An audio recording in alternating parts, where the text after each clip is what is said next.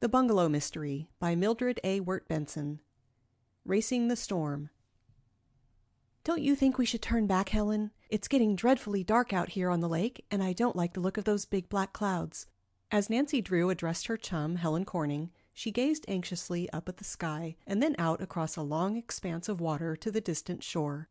The two girls were spending several days at a camp located on Moon Lake, and on this particular afternoon they had slipped away for a delightful motorboat outing. They had cruised aimlessly about for several hours, enjoying the lake scenery and, particularly, a cool, refreshing breeze which brought them relief from an unseasonably torrid day, for it was early summer. Now, as Nancy studied the sky for the first time, she was alarmed to notice that it had become overcast. "Helen, I'm afraid there's going to be a storm," she announced. "They come up so quickly on Moon Lake." "You're right," Helen agreed uneasily. "It does look threatening. I didn't realize we were so far from shore. We'd better get back to camp as fast as we can." "I guess we were having too good a time to notice the weather," Nancy said. She gave the steering wheel a turn and headed the motorboat toward the eastern shore. Although it was not yet dusk, darkness seemed to be closing in upon the lake. It was with difficulty that the girls distinguished the shoreline. The water, which only a few minutes before had been a smooth, clear blue, lashed about the little boat in angry, inky waves. Helen studied the sky nervously. "We'd better make full speed ahead, Nancy," she advised. "We're a long way from camp, and that big cloud is rolling up fast." Nancy Drew was of the same opinion. One hasty glance at the cloud in question had assured her that there was no time to be lost if they were to beat the storm. Even before Helen had made the suggestion, she had opened the throttle to the fullest extent. The motorboat fairly leaped through the water, dashing spray into the faces of the two girls. "Why didn't we start back a few minutes earlier?" Helen groaned. "We'll be drenched to the skin before we reach shore." "I'm afraid we shall," Nancy admitted. "I wonder if there are any oilskins aboard." "They may be under the seat. I'll look and see if I can find them."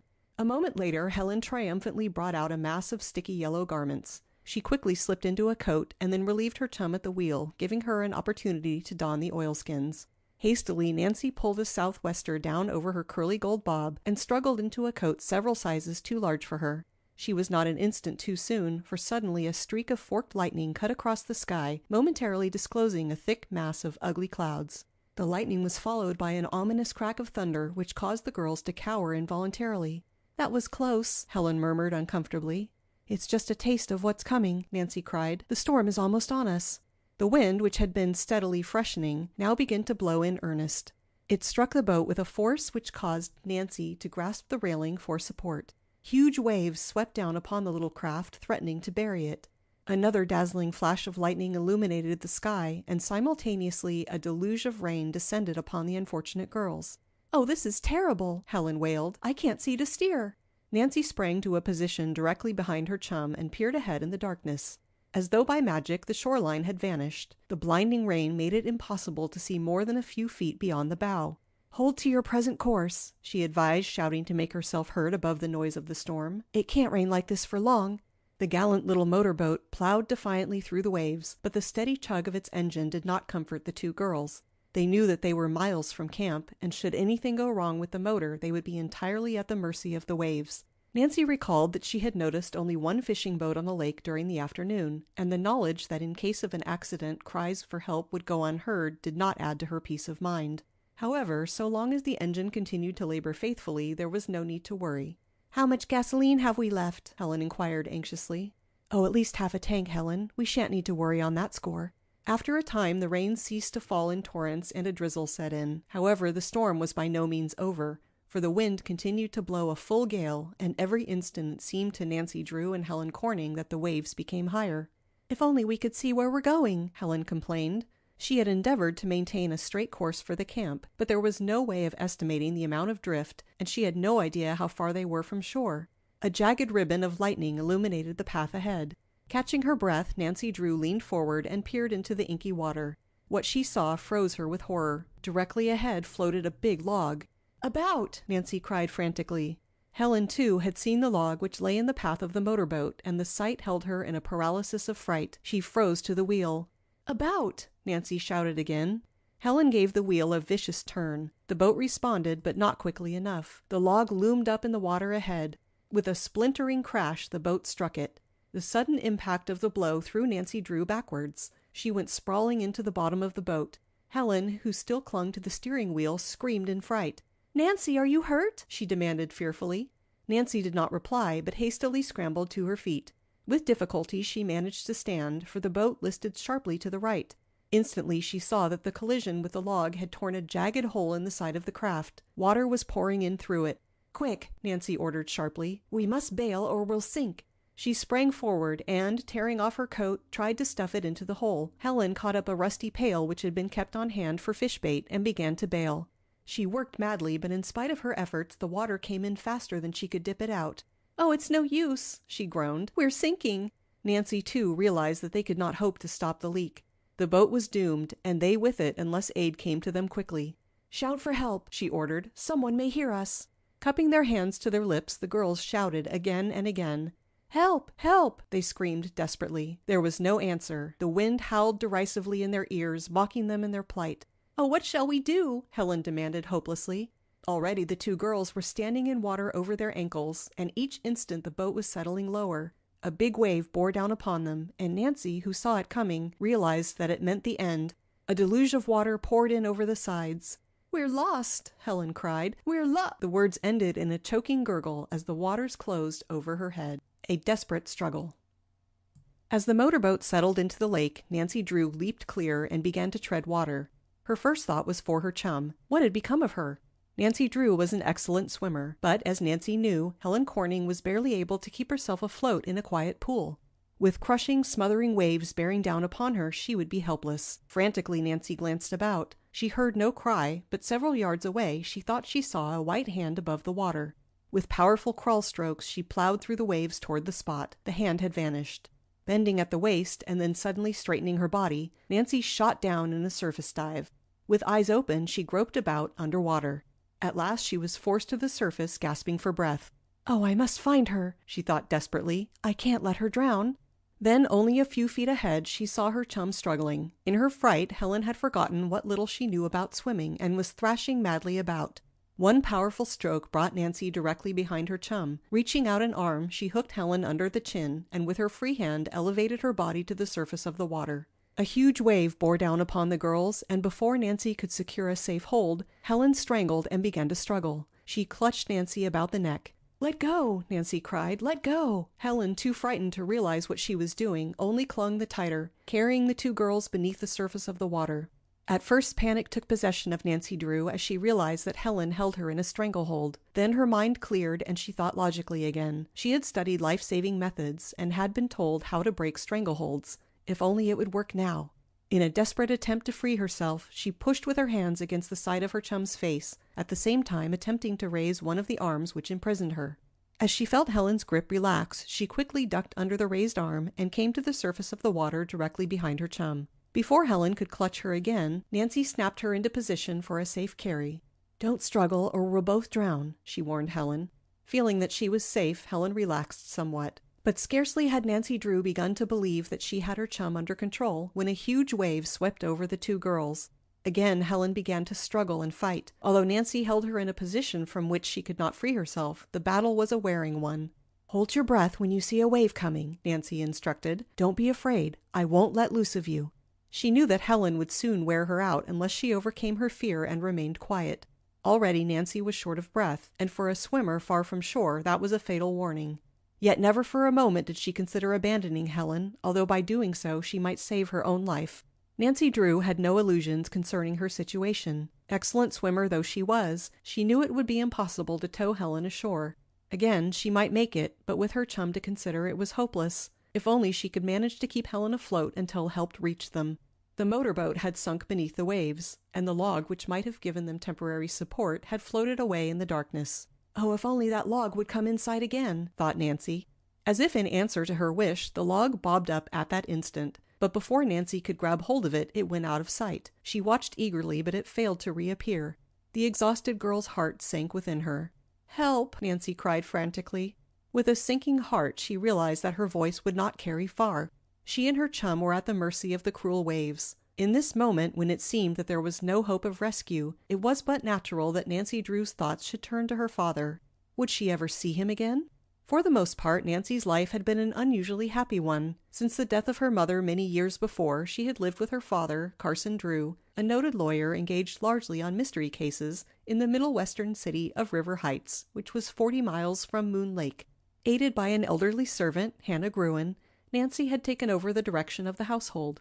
Her life had been an exciting one, for she had always taken an interest in her father's mystery cases. Carson Drew was proud of his daughter and openly boasted that she had a talent for unearthing mysteries and solving baffling cases. Certainly Nancy Drew never missed an opportunity for a thrilling adventure. She had established herself as a clever detective by solving the mystery of a queer old clock. Her adventures in this connection are related in the first volume of this series, entitled The Secret of the Old Clock. Later, she had been involved in a rather weird mystery, one which carried her to a haunted house, there to aid two sisters, Rosemary and Floretta Turnbull. Nancy had discovered a hidden staircase, and it was through her efforts that the ghost of the Turnbull mansion was captured. Her exciting adventures are recounted in the volume The Hidden Staircase. Nancy had refused to accept a reward for her service, but in each case her friends had forced a token of remembrance upon her. Her trophies consisted of a mantel clock and a valuable silver urn. Her father had often declared that before she finished her career she would have the house cluttered. Now, as Nancy Drew struggled to support her chum in the rough waters of Moon Lake, she wondered if her career was about to come to a sudden end. How long could she manage to keep afloat? Certainly not for many more minutes. Her heavy clothing dragged her down. Her shoes seemed as heavy as chunks of lead. If only she could let loose of Helen for a minute, she could remove them. "Can you float on your back for just a few minutes?" she asked. "Oh, don't let go of me, Nancy," Helen pleaded. "I'm frightened to death." "I won't," Nancy promised. She intended to remain with her chum until the end. After all, it did not greatly matter about the shoes, she told herself. Even were she rid of them, it would only prolong her time a few minutes. She could not hope to support Helen indefinitely. Each second dragged like an eternity. At frequent intervals, Nancy shouted for help, although she believed she was only wasting energy. Her breathing became increasingly difficult. Helen Corning, who had gradually grown more calm, could not help but know that Nancy's strength was beginning to fail. For the first time she realized the sacrifice her chum was making. Encumbered as she was, she could never hope to reach shore. "Save yourself," she begged. "Go without me." "Never." "You can reach shore alone, Nancy. If you try to save me, we'll both drown." Nancy knew that Helen spoke the truth, but she did not relax her hold. Nothing could force her to desert her chum. Each minute it seemed to her that she could not take another stroke, and yet, by sheer force of will, she managed to endure. A huge wave bore down upon the two girls, smothering them in its embrace. Feebly, Nancy struggled back to the surface with her burden. "One more like that and I'll be through," she told herself. Just then she thought she heard a noise above the roar of the wind. Was it her imagination, or had she really heard the splash of an oar? "Help!" she screamed. Was there really an answering cry, or were her ears playing cruel tricks upon her? Again Nancy raised her voice in a frantic cry. This time there could be no mistake, for she distinguished the words. "Hold on, I'm coming." Aid was coming at last. The thought gave Nancy Drew the courage to endure for a few minutes longer. "Where are you?" a shrill voice called. "Here, here!" Nancy cried desperately. Through the blinding rain she caught a glimpse of a dark object. It was a rowboat. If only she could hold out until it reached her. As the rowboat approached, Nancy Drew fully expected to see it swamped. It swept toward the two girls on the crest of a wave, and only by dexterous use of the oars did the rescuer avoid crashing into them. There was only one occupant in the boat, a girl, and her puny strength availed but little against the wind and waves. Twice she tried to bring the boat alongside the struggling girls and failed. The third time, as the craft swept past, Nancy lunged and caught the side. She dragged Helen along, supporting her with one hand until she too secured a hold. "Be careful or you'll upset the boat," their rescuer shouted. Nancy Drew was well aware of the danger, and she was at a loss to know how to climb aboard. Unless the boat were perfectly balanced, it would be certain to capsize at the first attempt the girls made to scramble over the side. Swimming around the boat, Nancy Drew took a position directly opposite her chum. "I'll try to balance it while you get in," she shouted. As Helen attempted to scramble aboard, Nancy threw her weight to the opposite side. The craft wobbled uncertainly but did not upset. With the aid of the girl at the oars, Helen managed to reach safety. It was more difficult to get Nancy into the boat, but at last she was dragged over the side. The deed accomplished, Helen collapsed on the bottom. Nancy resisted the temptation to drop down beside her chum, for one quick glance at her rescuer assured her that the girl was nearly exhausted from her labors. Apparently it was all she could do to keep the rowboat from being overturned. Tired as she was, Nancy Drew knew that she could not rest until shore was reached. "Give me the oars," she ordered. "You rest for a minute or two." "I'm about done up," the girl admitted. "When I heard your cries, I rowed out as fast as I could." Nancy dropped down upon the seat and snatched up the oars. We couldn't have lasted much longer. You came just in time. But I won't try to thank you now. We're still in grave danger. Which way to shore?" With a wave of her hand, the girl indicated the direction. She seemed too tired to speak. Under Nancy Drew's powerful strokes, the little boat plunged through the water. By skillful use of her oars, Nancy avoided some of the waves, but in spite of her efforts, the craft was battered about. Each moment the wind increased in violence, hurling wild threats into the ears of the three girls. Could they outride the storm? As the little boat was buffeted this way and that, it seemed to Nancy Drew that they were fighting a losing battle.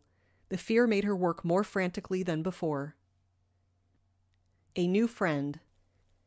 Grimly, Nancy Drew applied herself to the oars, although she feared her efforts would be useless in the end. Her arms ached, and she was desperately tired. Chilled to the bone by the raw winds, hands numb with cold, she longed to give up the struggle. If only she could drop down in the bottom of the boat beside Helen and rest.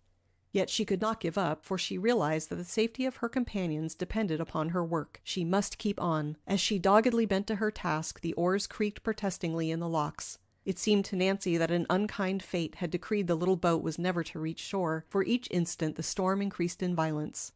Gigantic waves lashed against the little craft, threatening to bury it. Each flash of lightning and clap of thunder struck the girls with terror. The strange girl who had braved the elements to rescue Nancy Drew and Helen Corning permitted herself only a brief rest. Exhausted as she was, she snatched up an extra oar from the bottom of the boat and attempted to help with the rowing. Working in unison, the two girls sent the little craft leaping through the water. As they made progress against the wind and waves, Nancy took new hope. "We'll make it," she encouraged her companion. A vivid flash of lightning illuminated the water, and directly ahead through the rain, Nancy caught a glimpse of the shoreline. A feeling of intense relief surged over her. However, the battle was not yet won, for her companion shouted a sudden warning. "The rocks! We must be careful or we'll be dashed against them." Scarcely were the words uttered when another flash of lightning disclosed the shoreline more distinctly, and, straight ahead, the ugly protruding nose of a jagged rock. For an instant Nancy's heart leaped into her throat. Would they be dashed on that cruel rock over which the waves were dashing with high-scent spray? "Oh, we'll be killed!" gasped the strange girl. To the left!" came the quick answer. "It's our only hope." "We'll never make it," was the groaning reply. "We must!" It was a critical moment, and Nancy Drew's heart was in her mouth, but with a deft swerve of her oar she avoided the rock, and an oncoming wave swept them out of danger. Another 5 minutes, and they were in the cove where the water was comparatively quiet. "Safe," Nancy murmured. At last her oars struck a sandy bottom, and promptly dropping them, she stepped out into the water, which reached nearly to her knees. Her fellow oarsmen followed, and together they pulled the boat up on the beach. Quickly they helped Helen Corning to her feet. She was too weak to stand without a supporting arm. "Oh, where are we?" Nancy cried desperately. "Isn't there some house near where we can take Helen?" "There isn't a cottage within a mile," the strange girl informed her, "but there's a boathouse up the shore a little way, if we can get her there." "I can walk," Helen insisted weakly. Supported on either side, she bravely demonstrated the truth of her assertion. Shivering with cold and excitement, the three bedraggled girls stumbled along the beach. "Here we are," the stranger called out presently. Pausing before a well-built boathouse, which stood a short distance from the water's edge, she flung open the door. In relief, Nancy and Helen entered. "It's not a very comfortable place," the girl apologized, "but perhaps we can wait here until the storm is over. At least it's better than standing out in the rain." Following Nancy and Helen inside, she closed the door. "It's as dark as night," Helen complained. "I'll try to find a lamp," the girl returned. "I'm sure there must be one here." She groped about, and after a little search found an oil lamp and a box of matches. "That's better," she declared as she placed the lighted lamp on the windowsill. "We can see one another now."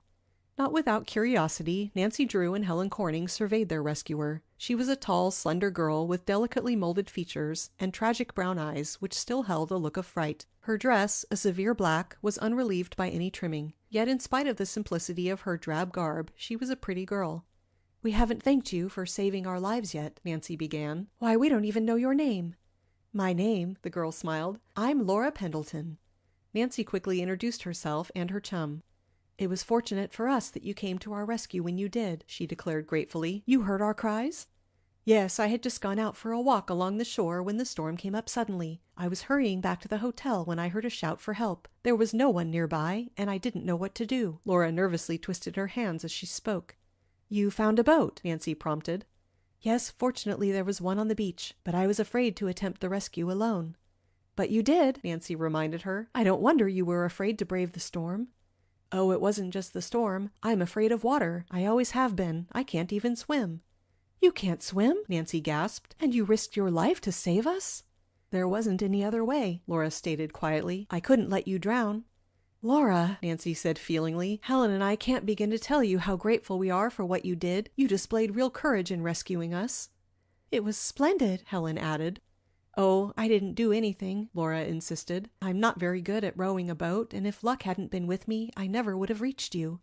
"Do you live near here?" Nancy questioned curiously.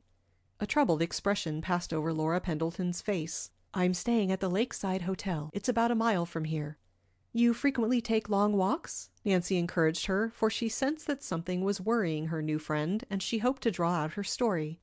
"I do when I'm lonely and discouraged," Laura answered soberly. She hesitated a moment and then added, "You see, I've recently lost my mother." "Oh," Nancy murmured gently, "I'm sorry. I didn't mean to remind you. I should have known." "I wanted to tell you. Sometimes it seems as though I must talk to someone. I'm so worried. There's no one to help or advise me." "Your father?" "He died nearly 6 years ago. I'm an orphan." "Surely you have friends to whom you can appeal?" "I'm afraid not. You see, Mother was ill for a number of years before she died. We lived in hotels and I took care of her. Our social life was cut off." "If there's any way that Helen and I can help, count on us," Nancy Drew announced firmly. "If you need money—" "Oh, it isn't money," Laura said quickly. "Mother left an ample fortune. It's only that I'm lonely and discouraged and I don't know what my guardian will be like." "Your guardian?" Helen questioned curiously. "Yes, the court appointed Jacob Aborn. I've never seen him. He and Mother were schoolmates." "You dread to meet him?" Nancy asked gently. "Yes, he's to come for me in a few days." "Surely if he and your mother were schoolmates, you have no cause for worry." "I suppose I am silly," Laura admitted, "but I can't help it. I have the strangest feeling." "What sort of feeling?" Nancy asked. "Oh, I can't explain. It's just that I feel that something dreadful will happen to me. I'm afraid to meet Jacob Aborn." "Perhaps he's the most kindly man in the world," Nancy declared. "When will he arrive?" "That I don't know. I'm expecting him the latter part of this week. I received a letter from him last week telling me to wait at the Lakeside Hotel until he arrived. His letter was so curt and businesslike that it frightened me." "I'm sure everything will come out all right," Helen assured her kindly. "Oh, I'm probably worrying when there is no need," Laura said, forcing a smile. "You must pardon me for troubling you with my story." "But we're interested," Nancy Drew protested. "We wish we could help you." "Well, I don't need help yet," Laura laughed. "If I do, I'll probably call on you. By the way, I don't know where you live." "Oh, we're spending a few days at a summer camp here on the lake," Helen informed her. "Only a few days?" "We'll be leaving next week," Nancy replied. "At least, I will. However, I live at River Heights, which is only 40 miles from here. I wish you could visit me there." "I'd love to come if my guardian will let me." "And you must visit us at the camp," Helen added enthusiastically. "Why not come tomorrow afternoon?"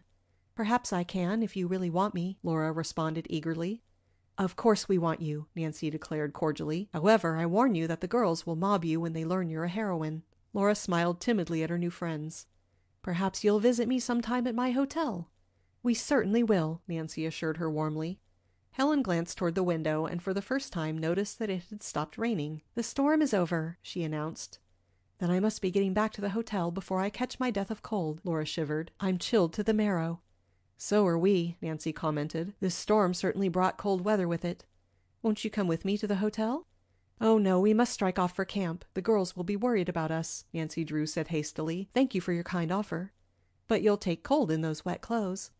"The sun is coming out, so we'll probably dry off before we reach camp. Anyway, you have a walk of nearly a mile before you, and it isn't much farther to camp." "Then if you won't come, I'll say goodbye." "Before you go, we want to thank you again for saving our lives," Nancy told her earnestly. "I can't thank you adequately, but if ever I can be of service, I hope you will call upon me." "I certainly will," Laura assured her easily. As the three girls gravely shook hands and parted, Nancy Drew little dreamed that before a fortnight had passed, she would be given an opportunity to repay Laura Pendleton in full. A visitor. "Do you think Laura Pendleton will visit us this afternoon, Nancy?" Helen Corning, who was reclining on a camp cot in the little cabin which she shared with Nancy Drew, asked the question. "I certainly hope so," Nancy responded. "I'd like to become better acquainted with that girl. She interests me. I wish we could repay her for saving our lives. I was so nearly done up yesterday afternoon that I didn't half thank her." "I'm afraid there's nothing we can do, Helen. She has a fortune in her own name, so money would mean nothing to her. However, I thought she seemed rather lonely." Yes, she did, Helen agreed. If she comes this afternoon, we must show her a good time. Perhaps we can make her forget her troubles. In spite of the severe exposure to which Helen and Nancy had been subjected the previous day, they were little the worse for their ducking in the lake.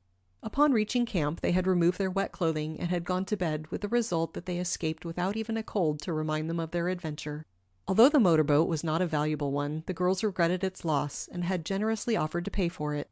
However, the camp counselors had refused their money, exonerating them of all blame for the accident. "I'm a little worried about Laura," Nancy Drew remarked to her chum. "She isn't at all strong-looking, and I'm afraid she may be ill."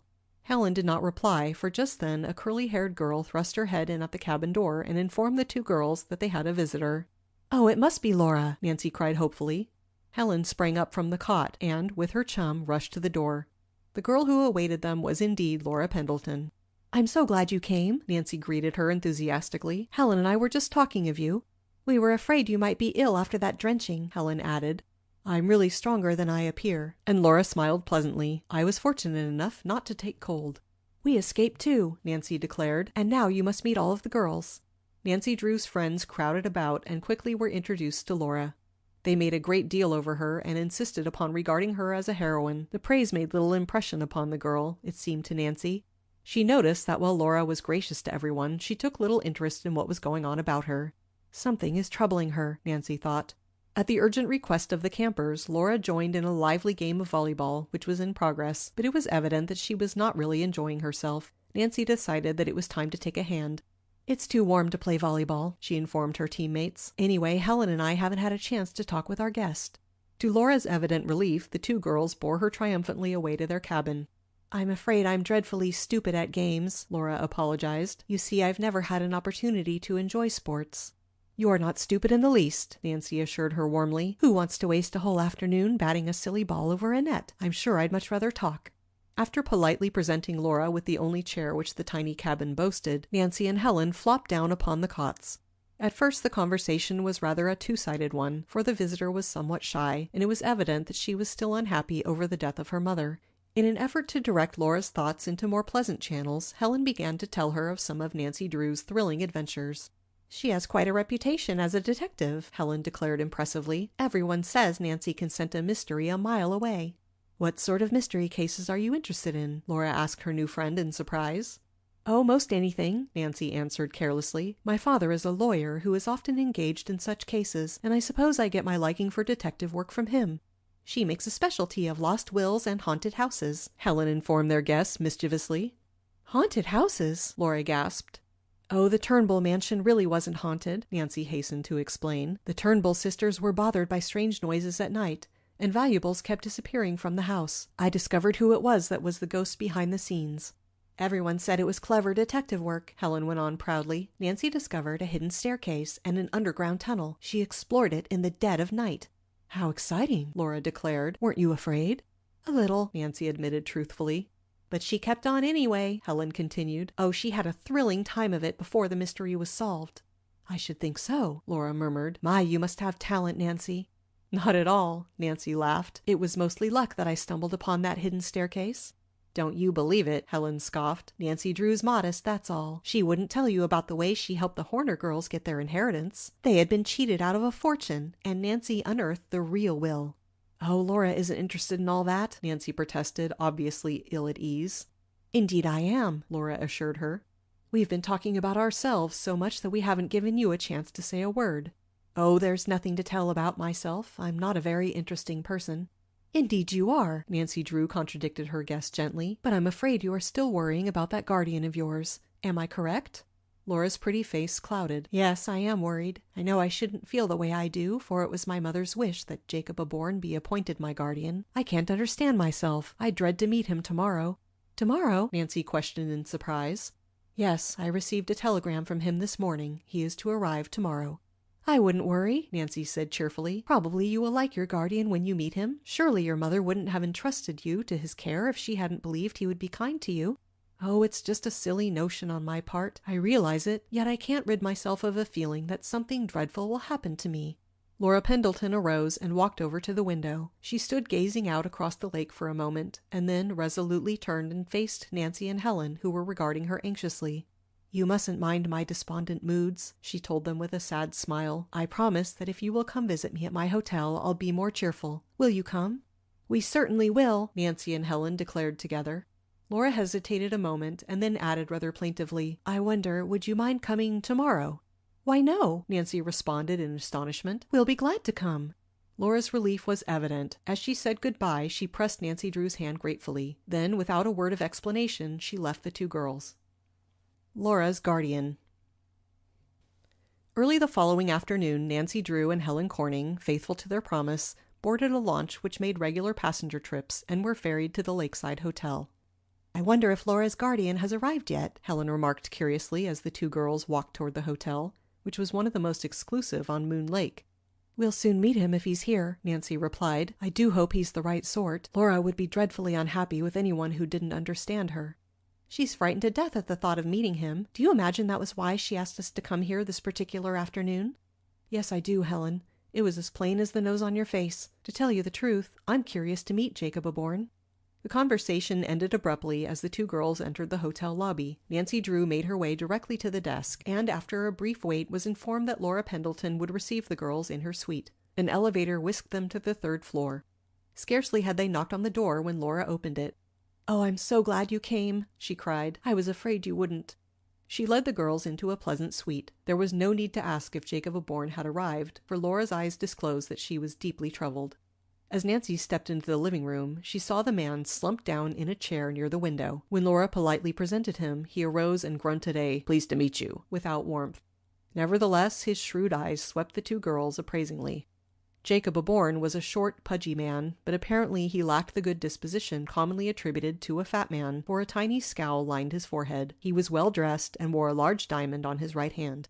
"I was afraid I wouldn't get to see you girls again," Laura began hastily when an awkward silence fell upon the group. "I'm leaving this afternoon." "You're leaving Moon Lake so soon?" Nancy inquired with a curious glance directed toward Jacob Aborn. "Yes," Laura declared without enthusiasm. "My guardian is taking me to Melrose Lake. That's a long way from here, isn't it?" 20 miles, I believe," Nancy responded. "I'm sorry you're leaving." "So am I," Laura told her wistfully. "I like it here, and I was just beginning to get acquainted." "Must you go so soon?" "The air is much better at Melrose Lake," Jacob Aborn broke in. "Laura isn't in very good health, and it's my duty to take care of her. I promised her dear mother I would look after her." "I never heard that Melrose Lake was particularly healthful," Nancy commented dryly. "I have a fine bungalow there," Jacob Aborn added hastily. "That's another reason for leaving. It will be much nicer for Laura than living in a hotel." "Possibly you are right," Nancy admitted reluctantly. She had taken an instant dislike to Jacob Aborn, although she realized that she had no reason for her feeling. He seemed kind enough to Laura and apparently deeply interested in her welfare, yet at times his eyes had a hard, almost cruel glint as he gazed upon her. Nancy was ashamed of her suspicion, yet she could not help but wonder if the man's affection for his ward was genuine. Laura glanced nervously at her guardian. It was obvious she was uneasy in his presence. "Would you girls care to have tea in the garden?" she proposed hopefully. "That would be lovely," Helen said quickly. She too had taken a violent dislike to Jacob Aborn and was eager for an opportunity to get away. It would be a relief to have a quiet talk with Laura.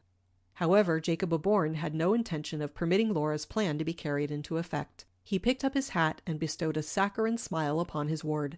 "I will go with you, my dear."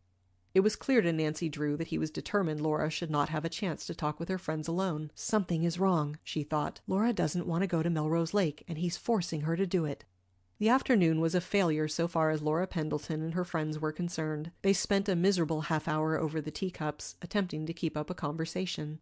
Laura's face was pale, and her eyes held an expression of fear. Jacob Aborn appeared not to notice. He gulped his tea in one swallow, crumbled his cake upon the tablecloth, and then, tilting back his chair, proceeded to regale Nancy and Helen with tales of his brilliant business ventures. His stories, which were obvious untruths, disgusted the girls, but for Laura's sake they listened politely. "I'm going to make Laura's money earn real interest," he boasted. "I'll invest it in stocks. If you know the ropes, you can beat the market every time." Nancy Drew raised her eyebrows in well-bred disapproval. "Will the court sanction such speculation?" "The court? What's that got to do with it?" Jacob Aborn demanded. "As Laura's legal guardian, you will be responsible for the money and will have to make an accounting," Nancy informed him. "My father is a lawyer, so I know." Jacob Aborn stared at her somewhat hostilely. "Oh yes, to be sure," he muttered. Pushing back his chair, he called loudly for a waiter. Greatly to Laura's embarrassment, persons at other tables turned and stared at him curiously. "Waiter, my check," he ordered with a grand flourish. The bill settled, he turned to Laura with sudden decision. "You must get your things packed at once, my dear. We're leaving in half an hour for Melrose Lake." "But you said we were to remain here until late this afternoon," Laura protested. "I haven't had a chance to talk with Nancy and Helen." "I am sorry, but we must leave at once. Your friends will excuse you." "It doesn't seem right to rush away like this when I invited you girls here to spend the afternoon," Laura apologized. She was on the verge of tears as she faced Nancy and Helen. "We'll surely see you again sometime soon," Nancy Drew promised. "Oh, if only you will. You must come to Melrose Lake. I don't know a soul there, and I'll be so lonesome." She turned to her guardian. "What is the address? I want Nancy and Helen to have it." Jacob Aborn frowned. "The address? Oh, they won't need it. Anyone can direct them to the bungalow." Nancy surveyed Laura's guardian curiously. Why was he so eager to get his ward away from them? From his response to Laura's question, she comprehended that he did not wish to encourage a visit to Melrose Lake. "I'm afraid I must say goodbye," Laura told Helen and Nancy regretfully. Soberly, the three girls shook hands. Laura clung to Nancy an instant, and as their eyes met, it seemed as though she were trying to tell her something. "We must hurry, my dear," Jacob Aborn put in impatiently. With a show of affection, he carelessly permitted his hand to fall upon Laura's shoulder. Involuntarily, she cringed. "Yes, I'm coming," she responded listlessly. Without another word, she turned and left the two girls. Jacob Aborn followed her into the hotel. Thoughtfully, Nancy and Helen walked toward the dock to await the coming of the passenger launch. "It's a shame," Helen burst out after several minutes of silence. "Yes, it is," Nancy Drew agreed. "I don't blame Laura for not wanting to go to Melrose Lake. She isn't going to be happy with that guardian." "I think she's going to be miserable," responded Helen. "Why, that man is a perfect bear." At the dock, the two girls learned that the ferry would not be in for 15 minutes. So, rather than remain there, they strolled around the hotel grounds. "That's the worst with choosing a guardian you haven't seen perhaps for years," was Nancy's comment as they walked along a path close to the side of the hotel. "Laura's mother, when dying, may have thought her old school friend was as he had been in their early years. On the contrary, he has changed for the worse." The two girls walked along in silence for a minute. Then both came to a sudden pause. "They're right over our head," whispered Nancy excitedly. "Listen." The chums listened and were speedily made aware that they were directly under the second-story window of the two rooms occupied by Laura and her guardian. The guardian was in the girl's room and talking to her in anything but a pleasing manner. "I said you would get your things packed at once," snarled Jacob Aborn. "And don't snivel any longer about those other girls and the way I treated them. I'm your guardian, and after this you'll do as I say." "I'll get ready," answered Laura meekly. "And please don't talk so loud or you'll upset the whole hotel." "Never mind that," returned the man. "I'll be ready in 10 minutes, and I want you to be ready too."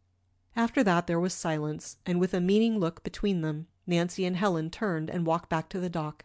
"It's simply awful. I wish I could do something for her," said Nancy, shaking her head sadly. Homeward Bound. In the mad, happy whirl of camp life, Nancy Drew and Helen Corning were kept so busy that they had little time to think of Laura Pendleton and her troubles. At first, Nancy had been inclined to worry about her, for she could not rid herself of the conviction that Jacob Aborn was not so kindly disposed to his ward as he pretended. But as the days passed and no word was received from Laura, she gradually faded into the background. "There's nothing we can do to help her," Helen had summed up the situation. "The court appointed Laura's guardian, and unless he proves himself incompetent, there's nothing to be done about the matter." "I'm afraid you're right," Nancy sighed. The two girls became engulfed in an endless round of swimming, tennis, hikes, boating, and handicraft work, and Laura was temporarily forgotten. Helen, after her unfortunate experience on Moon Lake, was determined to learn how to swim, and Nancy undertook to teach her the crawl stroke. Each morning the girls spent several hours on the beach and in the water. "I'm beginning to think that by the time I leave Moon Lake I'll be a real swimmer," said Helen with much satisfaction after a rather long lesson from Nancy. "You certainly swim very well, Helen, but of course it takes practice to make perfect. I don't think you want to swim across the lake just yet." "Across the lake? Well, I should say not. I think I'd be doing wonderfully well if I could swim from this dock to the one above here." "You're going to do that tomorrow." "Never." "Just wait and see."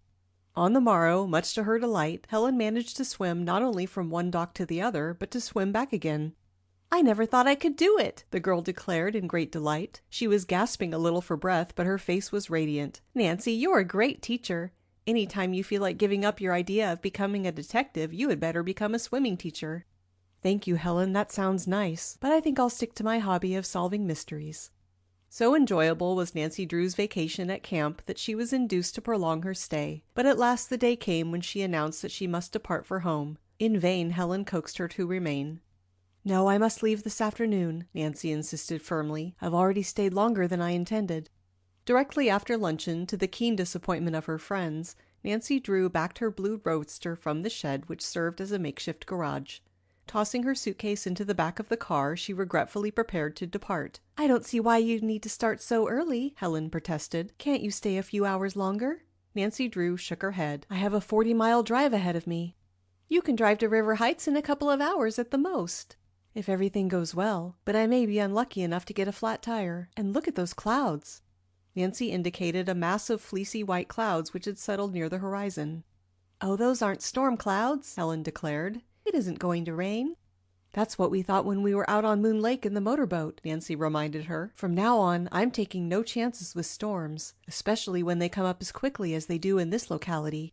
"Then why not wait another day if you're afraid of the rain?" Helen teased.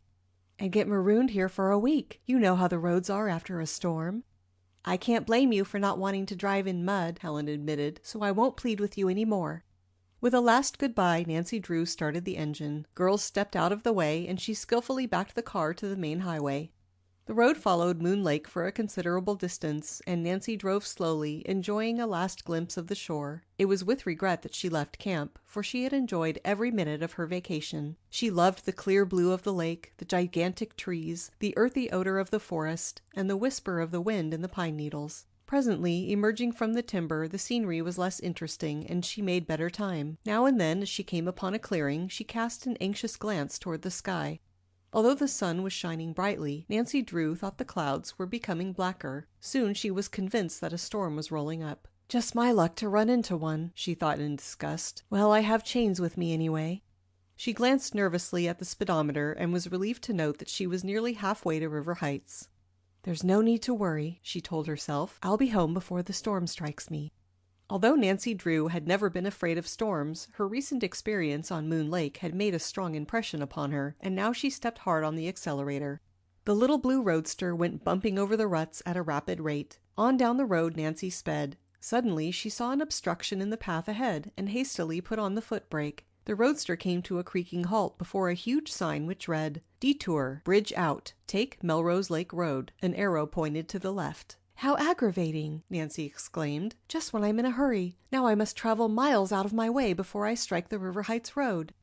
Another anxious glance at the sky told her that there was no time to be lost. Already huge storm clouds had blotted out the sun. "I'm going to be caught in the rain," she thought. "There's no escape." Hastily, she backed the roadster and headed down the Melrose Lake detour. In spite of the need for haste, she dared not race the car over the rutty highway. She was forced to reduce her speed to less than 25 miles an hour, and even then it seemed as though the automobile would shake to pieces.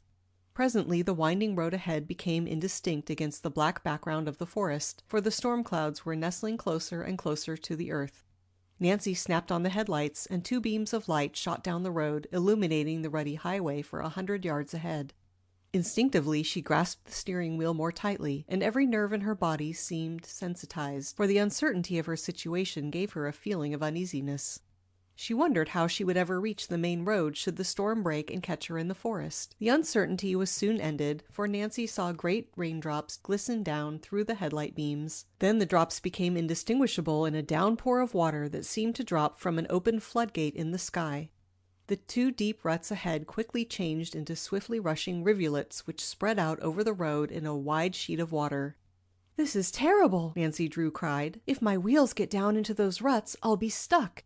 The roadster skidded from one side of the road to the other several times, barely missing the ditch. By a miracle, so she told herself, Nancy Drew avoided the deep ruts and kept the car moving. Then, directly ahead, she saw a hill, and, low as it was, knew it could not be climbed without chains. "There's no use trying to make it," she decided. "I must stop and put on chains." Halting the roadster under a huge tree which offered a little protection from the pelting rain, she rummaged under the seat for an old slicker and a pair of galoshes. After putting them on, she pulled out the chains and grimly set to work. It was not an enjoyable task, for the wheels of the roadster were covered with mud and the chains were stubborn. Nancy tugged and strained and wished with all her heart that someone would come along and volunteer to help her. However, the road was seldom traveled, and even the farmhouses were miles apart, so she was forced to depend upon her own resourcefulness. "If it hadn't been for this hateful detour, I'd have reached a paved road before the rain struck me," she grumbled. Fastening the last chain, she gingerly removed her mud-coated galoshes and, with a sigh of relief, climbed back into the roadster. "Just in time, too," she told herself. "The worst of the storm is coming." Quickly starting the car again, Nancy Drew slowly crept up the hill and descended the slope in intermediate gear. Before she reached a level stretch, the storm broke in all its fury. The trees along the roadside twisted and bent before the onslaughts of the rushing wind, and a roar from the threshing branches welled up from the forest all about. The thunder crashed and went tumbling and rumbling down the uttermost parts of the sky, and lightning streaked up in brilliant zigzags to the very dome of heaven. "This storm is as bad as that one on Moon Lake," Nancy thought in alarm. In vain she watched the roadside for a farmhouse where she could seek shelter until after the rain. There was nothing to do but keep on. The windshield became clouded, and it was with difficulty that Nancy made out the road ahead. It required close watching and quick thinking to keep the automobile wheels out of the deep ruts. One mistake of judgment and the car would be mired down to the running board. However, Nancy Drew was an excellent driver and had confidence in her ability to handle the wheel. The condition of the road caused her less worry than the vivid flashes of lightning. Sharp cracks of thunder on all sides warned her that the lightning was close to the earth. Suddenly, a blinding tongue of savage lightning shot down directly in front of the roadster. There was a flash of fire and simultaneously a deafening roar. For an instant, Nancy Drew thought the car had been struck. Then came a splintering, ripping noise, and before the girl's horrified eyes, a pine tree fell earthward. One glance told Nancy that the roadster was in its line of fall. Frantically, she slammed on the brakes. A close call. With a loud crash, the stricken pine tree fell across the road directly in front of the blue roadster. The trunk struck the earth less than half a dozen yards from where Nancy Drew had brought the automobile to a sudden halt, and the branches touched the hood of the roadster. For an instant, Nancy gripped the steering wheel, too stunned to comprehend fully how fortunate had been her escape from death. Everything had happened so quickly that there had been no time to become frightened until the danger was over. Now, as she considered what might have been her fate, she felt weak. "If I hadn't slammed on those brakes when I did, it would have been too bad," she thought. Ruefully, she surveyed the tree which blocked the road. What was she to do? In some way, she must reach River Heights. If only someone would come along and help her. "There probably isn't anyone within miles," she told herself. "If I get through, I must depend upon my own initiative." The tree completely blocked the road, and as there was a steep ditch on the other side, Nancy Drew saw at a glance that it would be impossible to pull out upon the bank.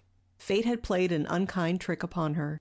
Gloomily, she put on her wet slicker and buckled on the muddy galoshes. As she stepped from the closed car, a sheet of rain struck her in the face. Gingerly picking her way through the slush, she walked to the fallen pine and surveyed it critically. The tree was a small one, and Nancy thought that 2 men could move it quite easily. Unfortunately, the 2 men were not in evidence. "If I could pull the trunk a little to one side, I might be able to get through," Nancy reasoned hopefully. Grasping the branches, she tugged with all her might, but the tree did not budge. Next she attempted to lift the trunk, but only succeeded in tiring herself. "Maybe I could roll it out of the way," she thought. She pushed with all her might against the trunk, but the branches prevented it from rolling. This gave Nancy a new idea, and she fell to work pulling the branches out of the way. At last she was forced to stop for rest. Unmindful of the rain which had now settled to a slow drizzle, she sank down on the trunk. "It looks as though I'll be here all night," she mourned. It was by far anything but comfortable on the wet trunk of the tree, and presently Nancy got up, shook herself, and climbed into the roadster. She was afraid that she would have to stay in that dismal place all night. After a short while the rain let up a little, and feeling restless, she again sought the tree trunk. Just then she heard a strange sound coming from behind her. "If only someone is coming to help me," she murmured to herself. She strained her eyes and soon made out the object, which proved to be a large and shaggy dog. The animal, dripping with water, looked at Nancy in mild wonder and came to a halt. "Come here, doggie," the girl cried. "Where is your master? Come here." Instead of accepting this invitation, the dog gave himself a vigorous shake which sent a shower of water over the girl and the roadster, and then turned and loped away among the trees. "Even that dog doesn't want to help me," Nancy told herself and smiled grimly. Suddenly, she sat up straight and listened. She could hear footsteps. Someone was splashing through the mud and water, coming down the road toward her. I hope it's someone who can help me, she thought hopefully as she sprang up from the tree trunk. As the stranger came within range of the automobile headlights, she saw that it was a girl. Nancy's sympathy went out to her as she noticed her bedraggled appearance. I beg your pardon, the girl began as she rushed up to where Nancy was standing. But I'm in desperate trouble. Could you help me reach River Heights? Nancy, who recognized the voice, could scarcely believe her ears. Laura Pendleton! She exclaimed. The girl started violently as her name was spoken. For the first time, she peered intently at Nancy. Oh, she gasped in astonishment. I couldn't see your face against those bright headlights. Nancy saw plainly that Laura was agitated about something, and it was evident that she had been running, for she was breathing hard. She wore no head covering, and the thin coat which she had flung over her shoulders afforded little protection from the rain. Laura was indeed a sorry sight. What is the matter? Nancy demanded quickly. Why, you're crying. Laura sank down on the tree trunk and sobbed. Oh, everything, Nancy, everything. Nancy Drew slipped her arm gently about the girl. You shouldn't be out in the storm, she chided her. What is your guardian thinking of to let you expose yourself this way? My guardian? Oh, I don't want to hear his name. I hope I never see him again. You are not running away, Laura. Yes, I am. I couldn't stand it another minute. You were trying to get to River Heights? Yes, I thought you might help me. I've no other person to whom I can turn. Why, you poor dear, Nancy comforted her. Of course I'll help you. I haven't forgotten my promise. Then you'll take me away? Just as soon as I can get this tree out of our path. I'm on my way to River Heights now, and you shall go with me. What are you doing on the Melrose Lake Road? This is the most desolate place. I didn't think anyone came here unless he was forced to. That's why I came, Nancy informed her grimly. There was a detour on the regular road. Then the storm caught me, and finally this tree. When the lightning struck it, I thought sure I was doomed. You must have had a narrow escape, Laura observed. Too narrow for comfort, and Nancy laughed shortly. That tree didn't miss me by many feet. As it is, some of the branches are still touching the front of the car. What are you going to do, Nancy? Shall you be able to get through? That's what I don't know. Are there any houses near here? Laura shuddered. My guardian's bungalow is only a mile away. Well, we won't call on him for help. Oh, if he'd find me here, I don't know what he'd do to me. Nervously, Laura wrung her hands, and Nancy was afraid she might have another fit of weeping. Jacob O'Bourne won't find you, she assured the girl. Oh, Nancy, you don't know what your kindness means to me, Laura cried gratefully. You've promised to help me when you haven't even heard my story. I must tell you. Not a word until we reach River Heights, Nancy broke in. We must both get into dry clothing as quickly as we can. Here, climb into the car where the rain won't strike you. I'm soaked to the skin already. It doesn't make any difference now. I must think of some way to get out of here, Nancy said thoughtfully, more to herself than to Laura. Do you think you're strong enough to help me lift that tree? I think maybe we can do it together. Oh, I'm sure we can, Laura declared eagerly. Then let's try. After pulling the branches away from the roadster, the two girls tugged at the trunk.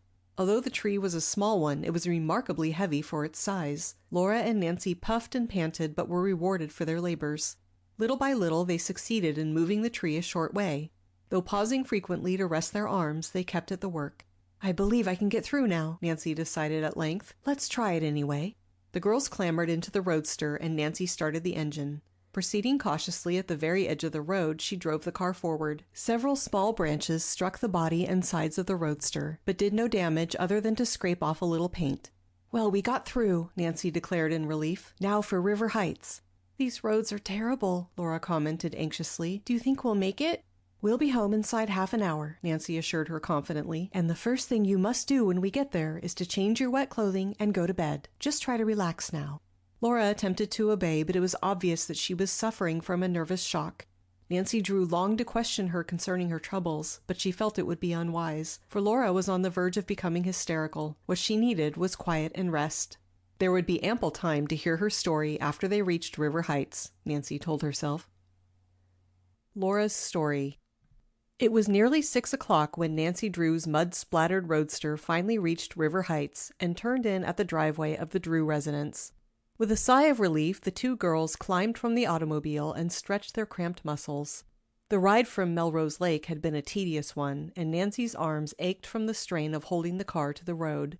She had been forced to battle mud until she had reached pavement a short way from the city. Laura Pendleton, who had been drenched by the chilly rain, was chattering with cold, and Nancy was far from warm.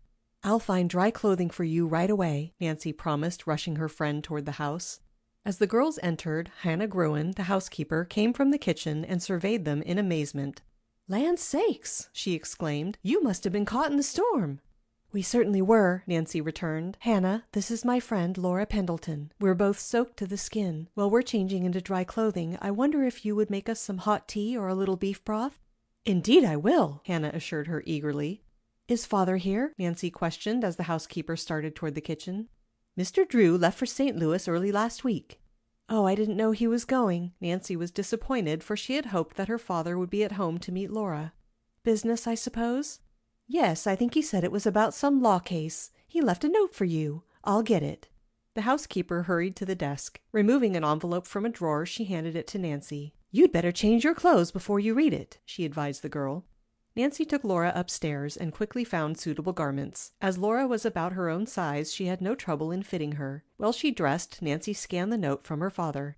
"He was called away unexpectedly," she told Laura. "I'm sorry he isn't here, because he will want to thank you for saving my life." "Oh, I don't want any thanks for that," Laura protested. "Father says he will get back either tomorrow or the next day, so perhaps you'll meet him after all." "Oh, I can't stay that long, Nancy." "Nonsense. I won't permit you to leave until I'm certain you've suffered no bad effects from this adventure. Do you feel better now?" "Yes, I'm all right." "Then we'll go downstairs. Hannah will have something for us to eat." "What a beautiful home you have here, Nancy," exclaimed Laura, as she looked around her with much satisfaction. "I think it's nice, Laura," answered the lawyer's daughter. "Anyway, it's very comfortable. Dad and I wouldn't like it any better." "I had just such a nice home once," returned the visitor, and her voice saddened a bit. "That was when Mother and Dad were alive." "Well, I hope that someday you'll have just as nice a place in which to live," and Nancy placed an assuring hand on the other girl's shoulder. After a warm meal, Nancy lighted a small fire in the fireplace and insisted that Laura curl up in a comfortable chair and toast her feet. "Just relax," she ordered. Laura leaned her head back against the cushions and gave a tired sigh. "Oh, it's so homelike here, Nancy." Her voice broke. "I'm afraid I'll never have a happy home again, now that Mother is gone." "Perhaps you'll feel better if you tell me what is troubling you, Laura." "Oh, it's my guardian, Nancy. I can't live another day with Jacob Bourne." "Isn't he kind to you?"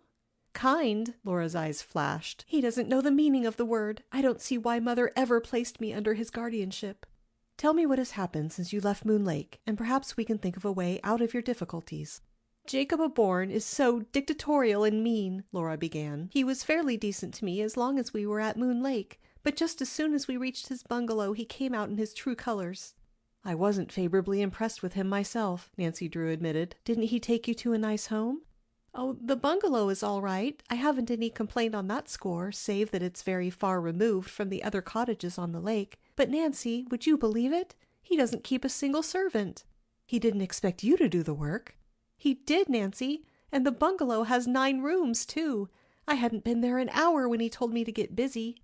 "How mean! Why, you're not strong enough to do hard work," Nancy protested. "I thought your mother left an ample allowance for your needs." "I thought the same, but it seems I was mistaken." "Jacob Bourne told you that?" "Yes. I had understood that Mother left something like $50,000 or $60,000. My guardian tells me the estate has dwindled to less than $15,000. "Even that amount should be sufficient to keep you, Laura."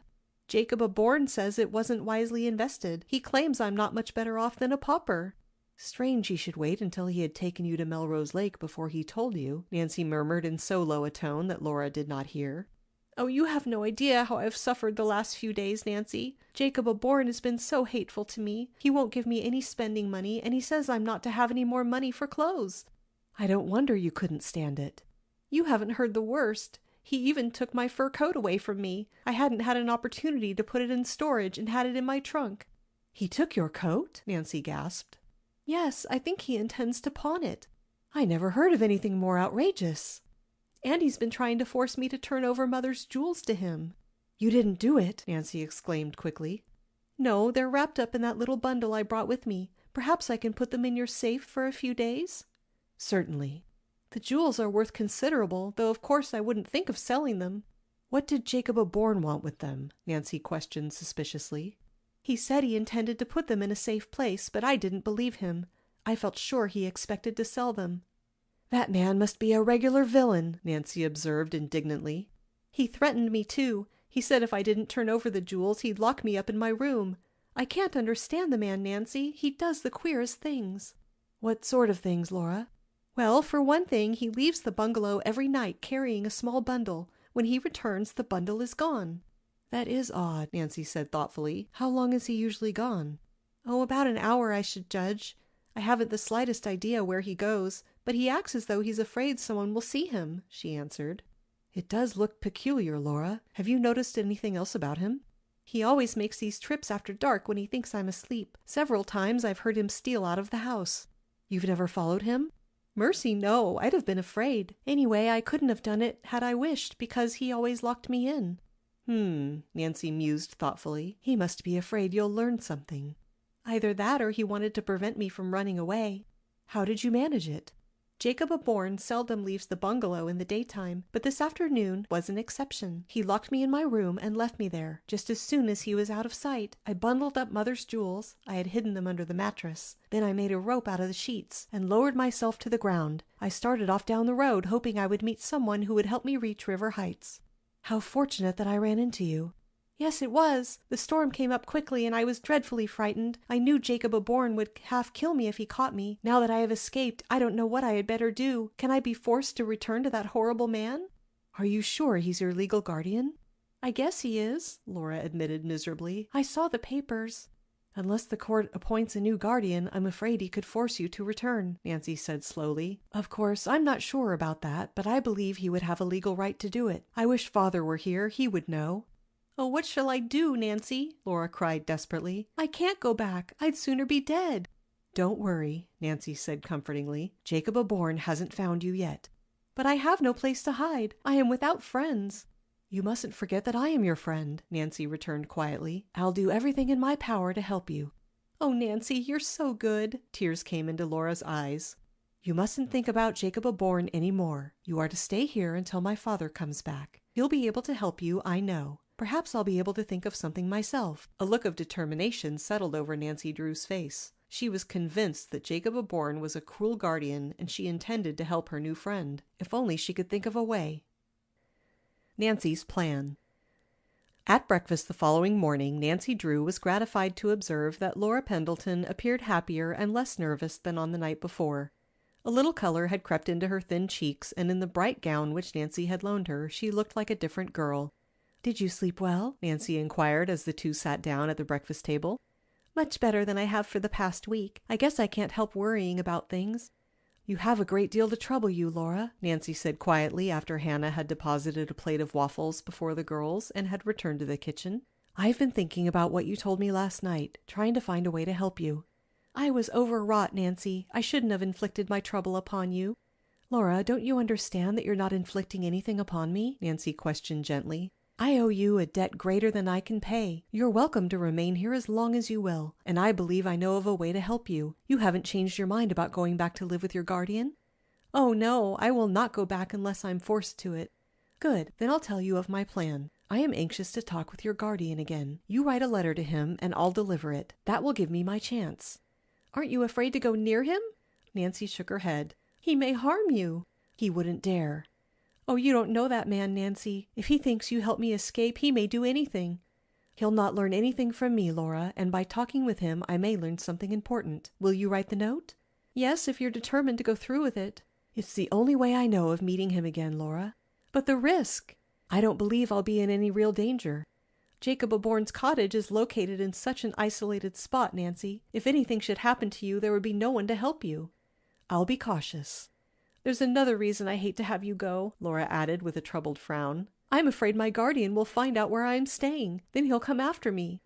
I'll take care that Mr. O'Born doesn't learn you're staying with me. When do you want me to write the letter, Nancy? Any time this morning. I'll wait until afternoon before I start for Melrose Lake. That will give the roads a chance to dry. The two girls finished their breakfast and then went to the study, where Nancy helped Laura compose the letter to Jacob O'Born. What shall I say? Laura questioned. Tell him that you refuse to accept him as your guardian, Nancy dictated, and that you will not return until you have a court order. Oh, yes, it might be well to add that you've placed the matter in the hands of a lawyer. That's really the truth, because I know Father will take your case just as soon as he gets back from St. Louis. Jacob O'Born will just go wild when he gets this letter. Let him. I'm curious to see how he will react. How about the jewels I brought with me? Shall I put them in the safe now? Yes, we'll do it right away. They're probably safe enough in the house, but we'll take no chances. Laura hurried upstairs and soon returned with a small parcel which she handed to Nancy. The latter opened the wall safe, and after placing the package inside the tiny vault, closed the door and turned the dial. "Father and I are the only persons who have the combination," she explained to Laura, "so I know your jewels will be perfectly safe." Directly after luncheon, Nancy Drew prepared to depart on her mission. Somewhat reluctantly, Laura said goodbye, and it was evident that she was afraid to have her friend visit Jacob Bourne. "Do be careful," she warned. "I will," Nancy promised. "When shall I look for you back?" "Oh, late this afternoon or early tonight. I'll make the trip as quickly as I can, but I imagine the roads will be rough, and that will slow me down some. If anything should happen that I can't get back tonight, I'll telephone." "I'll worry every minute you're away." "You mustn't do that," Nancy chided her. "Try to enjoy yourself. You'll find a number of interesting books in the library, and if you want anything, just ask Hannah." "I will," Laura returned soberly. "Then I'm off." With a friendly wave of her hand, Nancy Drew guided the roadster down the driveway. After weaving her way through city traffic, she reached the outskirts and took the road to Melrose Lake. "Poor Laura," she thought as she drove along. "She's so nervous and worn out. I don't wonder when she has so much to bother her. I hope I can help." As Nancy Drew considered Jacob Bourne's strange attitude toward his ward, a troubled look came into her eyes. She could not understand the man's unkindness to Laura, for certainly she was a lovable girl, and was it really true that the Pendleton estate had dwindled to a paltry $15,000? "I intend to find out for myself if I can," she told herself resolutely. "It strikes me there's something rather peculiar going on at Jacob Bourne's bungalow." Aside from her desire to help Laura, the girl's problem had caught Nancy's interest. She had taken a dislike to Jacob Bourne the first time she had met him, and sensed his eagerness to get Laura to his bungalow at Melrose Lake. Even before she had learned what had happened there, she had been suspicious of the man. His bad manners and occasional slips of grammar puzzled her a bit. "There's something strange about those midnight excursions of his, too," Nancy thought. "I wonder what he carries in the bundle Laura was telling me about." In spite of her eagerness to reach the bungalow, Nancy Drew was forced to travel slowly, for although the road was practically dry, it was extremely rough. She jounced about uncomfortably in the seat. After a time, she came to the Melrose Lake detour. As she turned down into the narrow, winding road, she found it necessary to go even more slowly. Few automobiles had passed over the road, and it was in worse condition than the one she had just left. In places where a canopy of trees prevented the rays of the sun from striking, the ground was still wet. "At least I won't need to worry about getting the car splashed," Nancy chuckled. The blue roadster was blue in name only, for the mud of the day before still clung to it. There had been no time between trips to have it washed. Presently Nancy approached the spot where the pine tree had fallen, and to her satisfaction she saw that it had been pulled to one side so that the road was no longer obstructed. Now, as she drew near the turnoff which she must take in order to reach the Bourne bungalow, she drove more slowly, lest she inadvertently miss it. Sighting the road, she turned into it. She had gone but a few rods when she chanced to look toward the right. Through the trees she caught a glimpse of a man walking rapidly away from the road. He carried a small bundle under his arm. "Jacob Bourne!" Nancy exclaimed. Impulsively she switched off the motor of her roadster and sprang to the ground. The Mysterious Bungalow. Abandoning her automobile, Nancy Drew hurried across the road and without an instant's hesitation plunged into the thicket where she had just caught a fleeting glimpse of the man she believed to be Jacob Bourne. She had acted upon the impulse of the moment and had not stopped to consider what might be the outcome of her daring. Fortunately, the man had failed to note the approach of Nancy's roadster and was unaware that he was being followed. Without turning his head or looking back, he trudged down a path which led deeper into the forest. Although Nancy was unable to see the man's face, she recalled the peculiar stoop of his shoulders and his manner of walking. There was no doubt in her mind as to his identity. Even had he not been carrying a small bundle, she would have been certain that it was Laura's guardian. "I wonder where he's going with that package," she questioned herself. "Here's where I play sleuth and see what I can find out." Following at a safe distance, she managed to keep the man in sight. He walked swiftly through the timber. Once, however, as a stick crackled under Nancy's feet, he turned and looked back. Only by quickly ducking behind a bush did Nancy save herself from detection. Jacob Bourne listened intently for a moment, and then, muttering to himself, continued through the forest.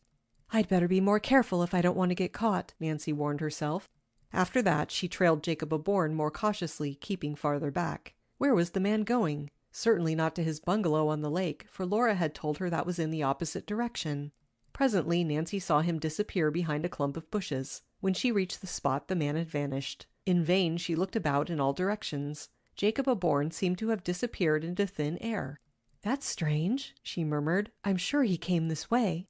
It occurred to her that possibly the man had become aware that he was being followed and had hidden in the bushes to watch. The thought made Nancy uneasy, for she realized that unwittingly she might walk into a trap.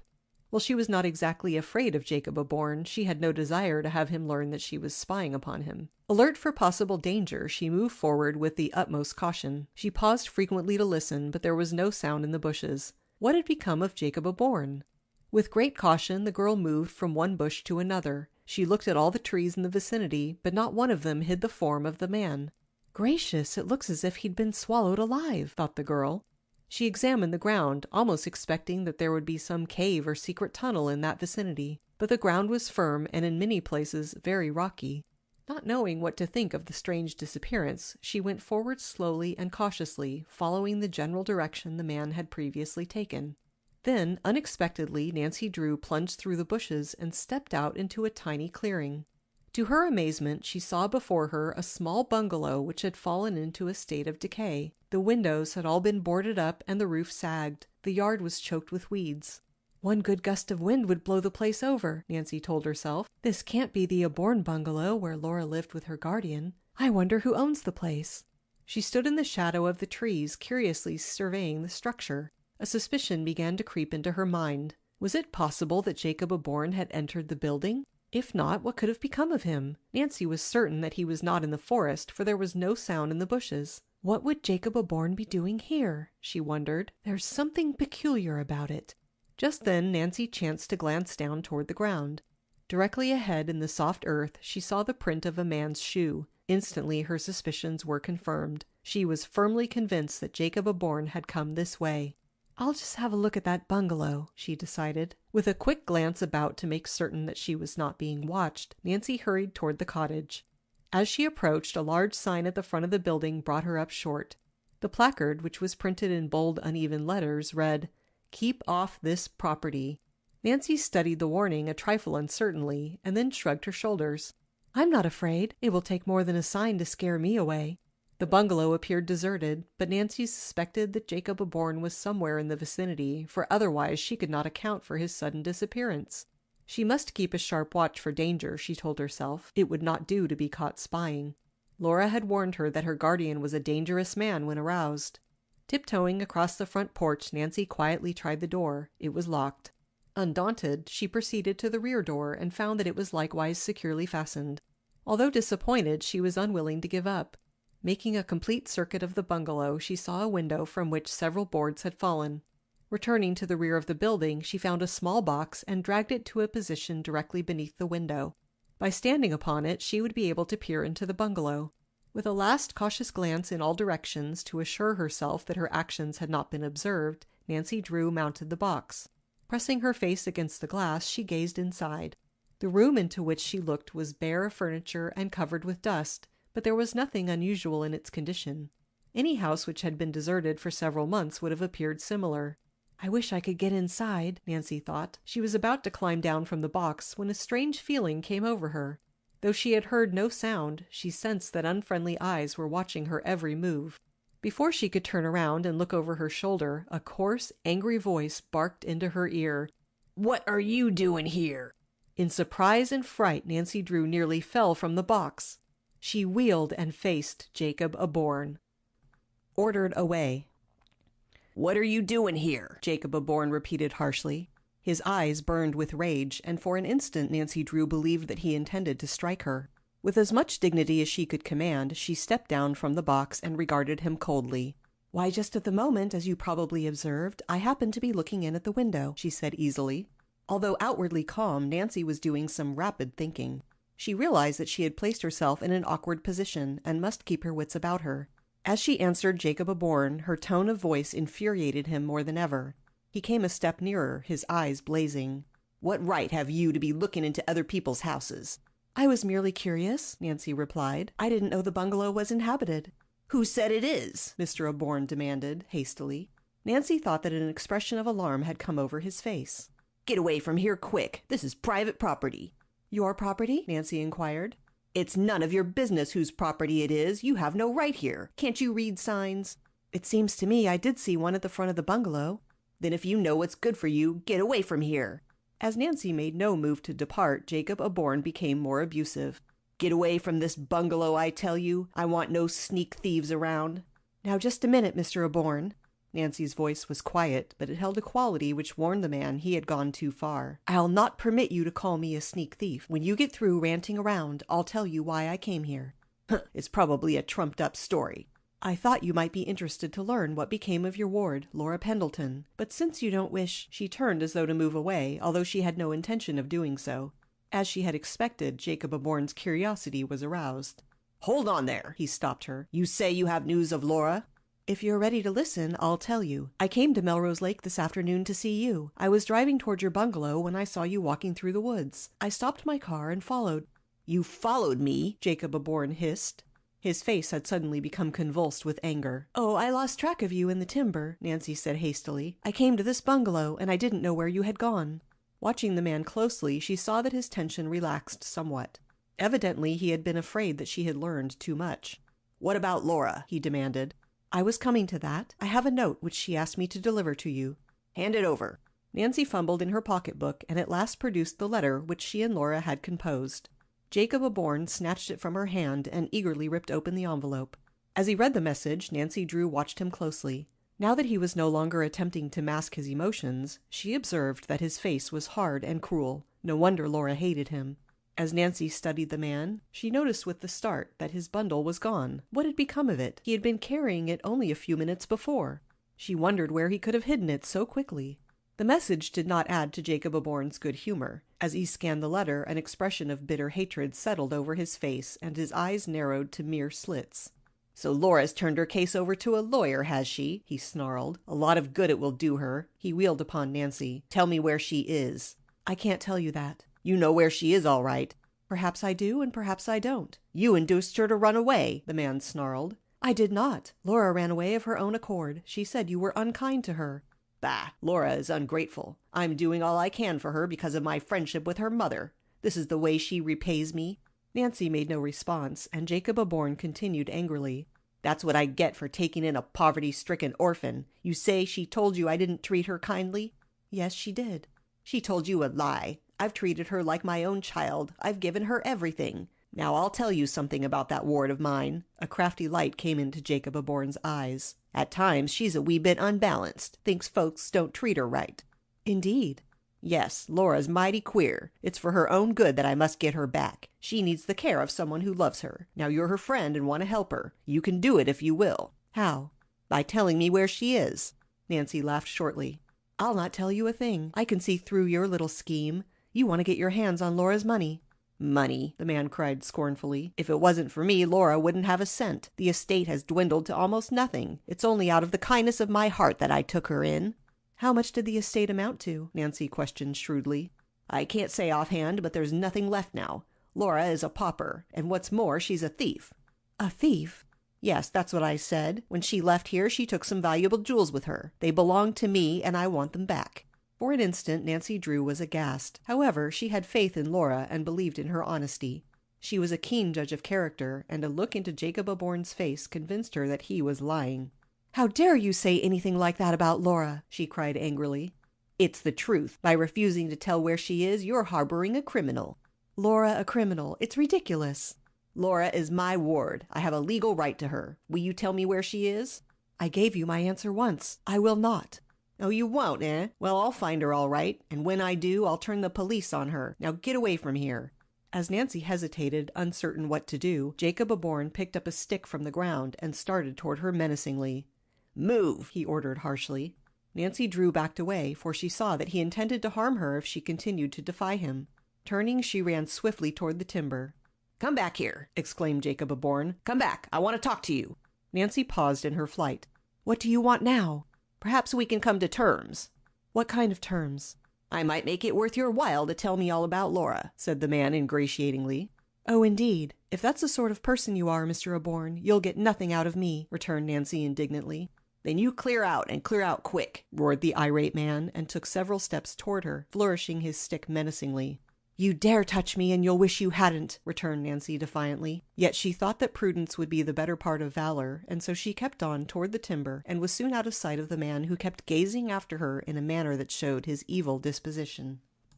Nancy bides her time. Not until she had reached the blue roadster which stood waiting at the edge of the forest did Nancy Drew pause in her flight. As she climbed into the automobile, she cast a glance over her shoulder and was relieved to see that Jacob Aborn had not followed her. "I believe that man intended to strike me," she thought grimly. "He became positively vicious when I refused to tell him where Laura is. It's plain that he intends to get her back if he can, and it's up to me to prevent it. I'm not sure what his game is, but I intend to find it out." Nancy started the motor, and after backing around in the narrow road, drove slowly toward the main highway.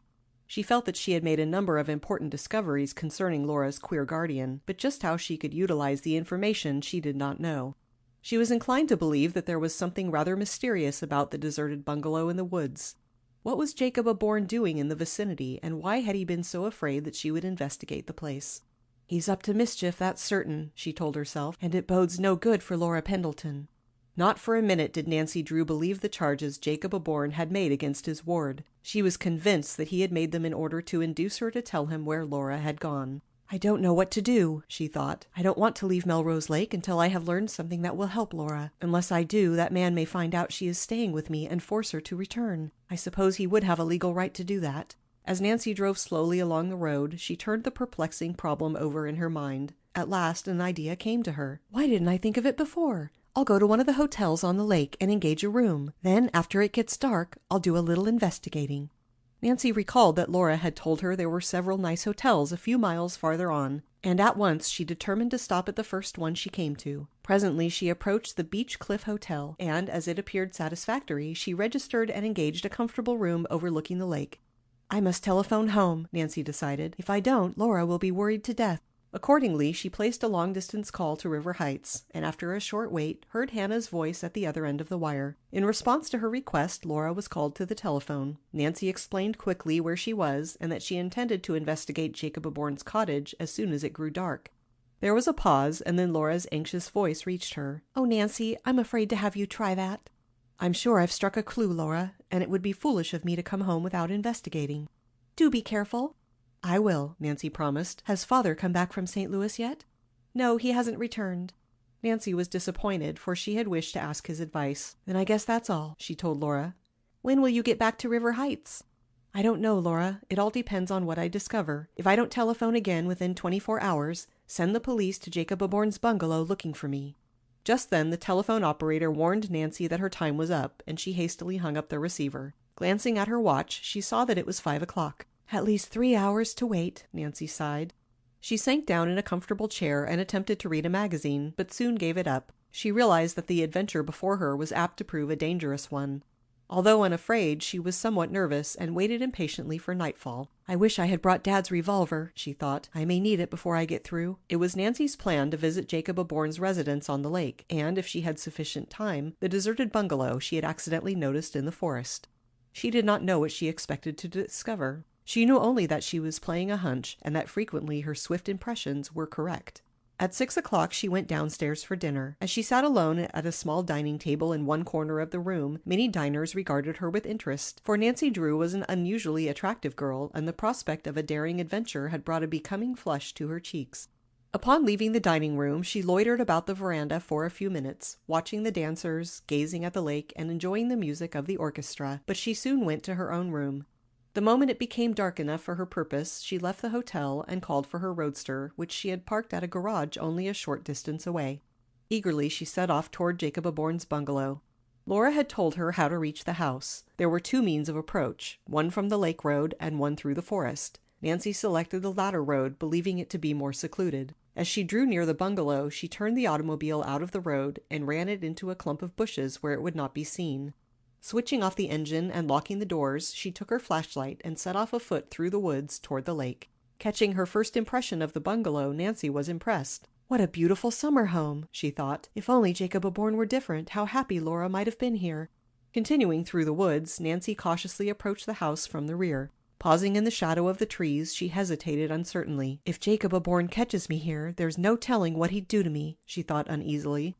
The windows of the bungalow were dark. That suited Nancy's purpose, for she had no intention of attempting to enter the house if Jacob Aborn were at home. Although courageous, she was not foolhardy. Now that she had reached the bungalow, Nancy asked herself what course she should follow.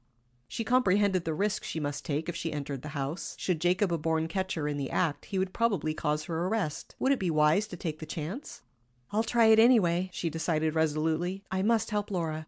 With a quick glance about to make sure that there was no one in the vicinity to observe her actions, she darted across the clearing and came to the side door. Gently turning the handle, she found the door locked. "I'll get in through a window," she thought. An investigation of several windows on the ground floor revealed that they too were securely fastened. Nancy was troubled until she recalled that Laura had told her she had left the window of her room unfastened. From her description, Nancy thought she could locate the room and effect an entrance. After a complete tour of the house, she paused below a window which she believed must be the one Laura had mentioned. Glancing up, she noticed a rose trellis which reached from the ground to the second floor. Making a critical examination, she decided that it would be strong enough to bear her weight. As quietly as possible, she climbed the trellis. The fragile structure wobbled and creaked but did not give way. Slightly out of breath, Nancy Drew reached the window ledge. Trying the window, she found to her delight that it could be raised easily. She crawled through and switched on her flashlight. She knew at once that she was in Laura's room, for in her flight the girl had left nearly all of her possessions behind. However, there was no time to look around, for as Nancy tiptoed across the room, she was startled to hear a peculiar noise. Halting abruptly, she listened. To her ears came the unmistakable sound of a heavy footstep on the stairway. Someone was coming. Nancy feared that she was trapped. There was not sufficient time for her to climb through the window and descend the trellis. Was it possible that Jacob Aborn was in the house after all? The darkened windows had led her to believe that he was away, and in climbing up the trellis she had not been as quiet as she might have been. Perhaps he was coming to find out the cause of the noise. The thought struck her with terror. Desperately she looked around for a hiding place. She saw a closet and darted toward it. Scarcely had she stepped inside and closed the door when she heard the footsteps coming toward Laura's room. Frantically, Nancy Drew switched off her flashlight and crouched in a far corner behind a mass of dresses. Scarcely daring to breathe, she waited. A narrow escape. As Nancy Drew crouched in the dark closet, she heard the door slam and knew that someone had entered Laura Pendleton's room. At first, in an agony of suspense, the girl remained motionless in her hiding place, but presently, as the closet door was not opened, her curiosity gained the upper hand. Cautiously, she peeped out through the keyhole. It was Jacob Aborn who had entered. She saw that he had placed an oil lamp on the desk and was busy at Laura's dressing table. Apparently, he had not heard Nancy, for he did not glance toward the closet. Ruthlessly, the man jerked out drawers from the dressing table and emptied the contents upon the bed. As he surveyed the assortment of bottles and boxes, he gave a disgusted grunt. What was it he was looking for, Nancy wondered. She was not left in doubt for long, for Jacob Aborn muttered to himself, "Drat that girl. She got away with all them jewels. Wait till I get a hold of her again." His fists clenched, and a vicious, cruel expression settled over his face. As Nancy Drew gazed upon Jacob Aborn, there was no longer any doubt in her mind as to the character of the man. He was a common thief. It was now clear to her that his sole interest in Laura was to get possession of her property. Only her opportune escape from the house had prevented him from stealing her mother's jewels. Nancy was frightened by her discovery, for now she realized that she was dealing with a hardened criminal. She dared not think of what might become of her should he learn that she was spying on him. "How did he ever get to be Laura's guardian?" she asked herself in bewilderment. "I can't believe that Mrs. Pendleton knew his true character, or she wouldn't have entrusted her daughter to him." Her thoughts along that line came to an abrupt end as the man moved toward the closet. Fearfully, Nancy ducked down behind Laura's dresses again and prayed that she would not be discovered. The closet door was jerked violently open and Jacob Aborn looked in. Nancy held her breath, each minute expecting to be dragged from her hiding place. The man gave the closet only a casual glance and then turned away. "Bah!" he muttered savagely. "Nothing but clothing. A lot of good that will do me. It's money I want." The man was about to close the closet door when he came to a sudden pause. "Might be a good thing to look over some of these clothes," he murmured. "She may have left something hidden there. Can't tell what girls are up to these days." Nancy's heart sank within her because she felt that if the man took down any of the dresses behind which she was hidden, she would surely be discovered. She hardly dared breathe as she wondered what would happen next. The man took down the first dress within reach and stepped out to examine it in the light. He found nothing in the garment and threw it rudely over a chair. Then he came back to the closet. As he reached in, Nancy felt that discovery was close at hand. She wondered whether she could dash past the man, down the stairs, and get out of the building before he could grab her. Before he could get hold of the next garment, an interruption occurred. There was a loud noise downstairs which made both the man and Nancy start in surprise. "What in thunder was that?" muttered Jacob Aborn. He was evidently much disturbed, and, turning abruptly, he ran out into the hall. Then Nancy heard him going down the stairs. The girl thought of the window and the rose trellis. Could she make her escape that way during Aborn's absence? Before she could make up her mind, she heard the man returning. "Confound those screens on hinges," she heard him mutter. "That's the second time they've scared me. Bah, I must be getting nervous." The trip downstairs had evidently put Jacob Aborn in a worse humor than ever. He walked to the closet and surveyed the remaining dresses in disgust. "Guess I won't bother with them," the girl heard him remark. Slamming the door, he turned and walked over to the desk. As Nancy again peered out through the keyhole, she felt a trifle weak from the fright she had experienced. "That was a narrow escape," she told herself. "I thought the jig was up." Unaware that he was being watched, Jacob Aborn began pawing over the papers which were on the desk. Picking up a package of letters, he scanned them hastily and contemptuously tossed them upon the floor. It was with difficulty that Nancy controlled her anger as she saw the man read Laura's private correspondence. She longed to fly out at him and accuse him face to face. However, she was far too wise to allow herself to be governed by a mad impulse. She must bide her time. After a few minutes, her limbs became cramped and she shifted her position. To her horror, a board creaked underfoot. Nancy felt that all was lost as she again ducked behind the dresses. Jacob Aborn heard the noise and wheeled about. He walked toward the closet. Halfway across the room, he paused and laughed shortly. "Couldn't have been anything," he muttered. "Just looked in that closet not more than a minute ago." Without troubling himself to pick up the articles he had scattered over the floor, the man took the lamp and left the room. In relief, Nancy Drew stepped from her hiding place. "I suppose I'd better skip while I can," she advised herself. She tiptoed across the room to the window, but did not open it. Instead, she stood lost in deep thought. Although Nancy realized full well the danger of remaining longer in the house, she had the instincts of a detective. So long as there was a chance that she might learn more by waiting, she hesitated to leave. She could hear Jacob Aborn descending the stairs to the first floor. "I'll not leave yet," she decided firmly. Softly opening the door, she crept down the carpeted hall. After listening a minute, she quietly slipped down the stairway, taking care not to step in the middle of the boards lest they squeak and betray her presence. Reaching the living room, she paused to listen. She could hear Jacob Aborn moving about in the kitchen. Overcome by curiosity, she tiptoed to the door. If only some errand would take him outside, she thought hopefully. Her wish was gratified, for presently the man picked up a water bucket and left the house. Taking advantage of the opportunity, Nancy darted into the kitchen and hid in the broom closet. She marveled at her own bravery, for she knew that she was taking a great risk. Nevertheless, she was determined to discover what Jacob Aborn was about. In a few minutes, the man returned with the bucket of water. To Nancy's disappointment, he picked up a basket of groceries on the table and began to prepare his supper. The air in the closet became unpleasantly warm and close, and she began to regret that she had sought the hiding place. However, her interest quickened as she saw Laura's guardian wrap up a number of sandwiches, an orange, and an apple in a newspaper. "There, that's ready for tomorrow," she heard him mutter. Placing the bundle on the kitchen table, the man sat down and began to eat his supper. In fascination, Nancy stared at the bundle on the table. What could it mean? She recalled that Laura had told her she had frequently seen her guardian leave the house with a small package. Did Jacob Aborn always carry food in the bundle? If so, what became of it? Nancy Drew was puzzled, and the more she tried to think of an explanation, the more bewildered she became. Certainly she had stumbled upon a mystery. "That man was carrying a bundle today when I saw him walking through the forest," she reasoned. "Then, when he caught me looking through the window of the deserted bungalow, the bundle was gone. I believe it will be worth my while to have another look at that bungalow." Now that she had stumbled upon what she considered a valuable clue, Nancy Drew was eager to get away from the house, but so long as Jacob Aborn remained in the kitchen, she was held a prisoner. Impatiently, she watched him eat his supper, and it seemed to her that he would never get through. Even after he finished, he leaned back in his chair and studied the floor meditatively. The expression upon his face was not pleasant to behold.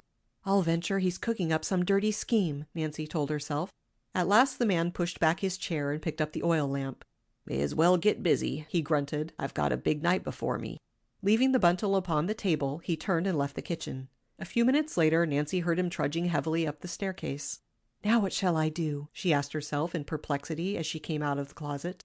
Escape was a simple matter, for the kitchen door had been left unlocked. However, Nancy was not altogether certain that she wished to leave the house so soon. Jacob Aborn's last statement held her interest. What did he mean by a big night before him? Was he planning more mischief? Nancy Drew determined to wait and find out. Startling revelations. Stealing quietly into the living room, Nancy Drew paused at the foot of the stairway. Although eager to find out what Jacob Aborn was doing on the floor above, she told herself that it would be rash to follow him there. While she was debating what to do, she heard a creaking of boards and realized that the man was coming back. Hastily ducking down out of sight behind the davenport, she waited. She was no longer afraid that she would be discovered, for she had noticed that Jacob Aborn was too absorbed in his own plans to be observant. If she kept perfectly quiet, she did not believe that she would be detected. The man came slowly down the stairs, dragging 2 heavy suitcases. Dropping them upon the living room floor, he opened the lids and surveyed the contents critically. His back was to the davenport, and Nancy daringly peeped out. She saw that the suitcases were packed with wearing apparel. However, it was not the clothing, but rather a gruesome object on top of one of the bags that held her attention. Jacob Aborn carried a weapon, and a wicked-looking one at that. Nancy Drew shuddered and almost regretted that she had not escaped when it was possible. Fastening down the covers of the luggage, Jacob Aborn locked the suitcases and strapped them. "There, that job is done," he muttered when he had finished. "Nothing like being prepared. They'll never catch Stumpy asleep." The name burned itself into Nancy Drew's brain. Stumpy, what could it mean? He had called himself by a name which was suggestive of the underworld. As Nancy stared at him, she became convinced that he was a professional crook. Laura was indeed under the control of a dangerous guardian. Her reflections were cut short when Jacob Aborn placed the suitcases against the wall and turned toward a small safe in one corner of the room. In amazement, Nancy watched him work at the dial. After he had made several unsuccessful attempts to open the door, it finally swung open. With a grunt of satisfaction, the man removed several packages of bank bills. His eyes became greedy and gloating as he gazed upon the money. Nancy had no way of telling the denomination of the bills, but she felt certain that Jacob Aborn held a small fortune in his hands. Where had he secured the money, and what did he mean to do with it? "I may as well leave it here until tomorrow," the man grunted. He placed the neat packages of money back in the safe and, closing the heavy door, turned the dial. Then with a tired yawn he moved toward the stairway. "Guess I'll turn in. Gotta be up early tomorrow." He climbed the stairs, carrying a light with him. Nancy heard him enter a bedroom and slam the door. Soon the house became quiet. Slipping noiselessly from her hiding place, Nancy Drew tiptoed toward the kitchen. Due to an oversight, the back door had been left unlocked and opened readily. With a sigh of relief that she at last had escaped unharmed from the house, Nancy stepped out into the night. It was very dark, for there was no moon. She crossed the clearing and rapidly set off through the forest, using her flashlight to guide her steps. Her adventures were beginning to tire her, and before she knew it, she took a wrong path and presently brought up in the midst of some bushes and rocks. "My gracious, this isn't right," she told herself. "Why, I really believe I've lost myself." She turned the flashlight downward and saw before her a spring of water. A tin cup was on a nearby rock. "Well, anyway, here's where I can get a drink," she told herself, "and goodness knows I'm thirsty enough." The water was clear and cool, and the drink refreshed Nancy very much. Placing the cup where she found it, she retraced her steps, and after a few minutes of walking found the spot where she had gone wrong. With more care she set off through the forest. It was dark and silent, and she could not repress a feeling of intense loneliness as she proceeded. A few minutes later she reached the roadster which she had hidden behind a clump of bushes. As she climbed in and sank back against the cushions, she considered her next move. Until now she had had no time to work out a plan of action. Of one thing she was certain: Jacob Aborn was a criminal. She was convinced that he intended to run away from Melrose Lake, for otherwise he would not have packed his suitcases. Undoubtedly he intended to take the money which was in the safe with him. Nancy had no proof that it did not belong to him, but in her mind there was a growing suspicion that he might have stolen it from Laura Pendleton's estate. "At least he won't try to get away tonight," she reasoned, "because he's gone to bed, and he said something about needing that bundle of food tomorrow."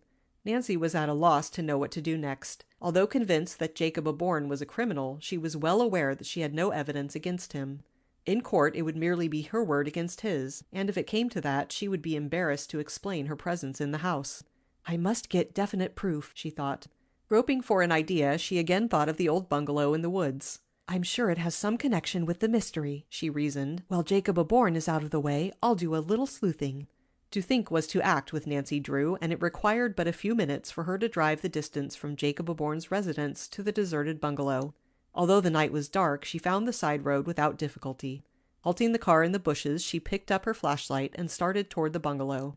Not without misgiving, she pushed through the forest. "I hope my flashlight doesn't play out," she worried. "I'll never find the bungalow if it does."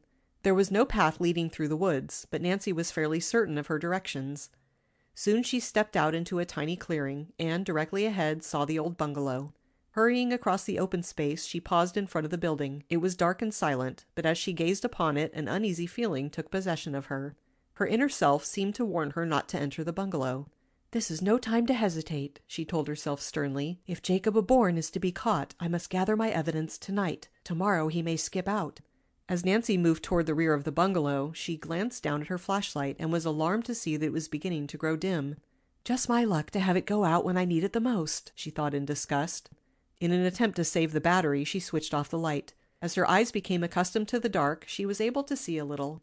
Nancy was determined to effect an entrance, but just how it could be accomplished she did not know. A tour of the bungalow revealed that all of the doors were locked. This she had expected. The boards had fallen from one of the windows, the one through which she had peered that afternoon when surprised by Laura's guardian. However, the window was high above her head, and even if she stood on a box, she doubted that she could raise herself to the ledge. Undaunted, she examined the other windows, and on the south side of the bungalow found one which opened from a porch.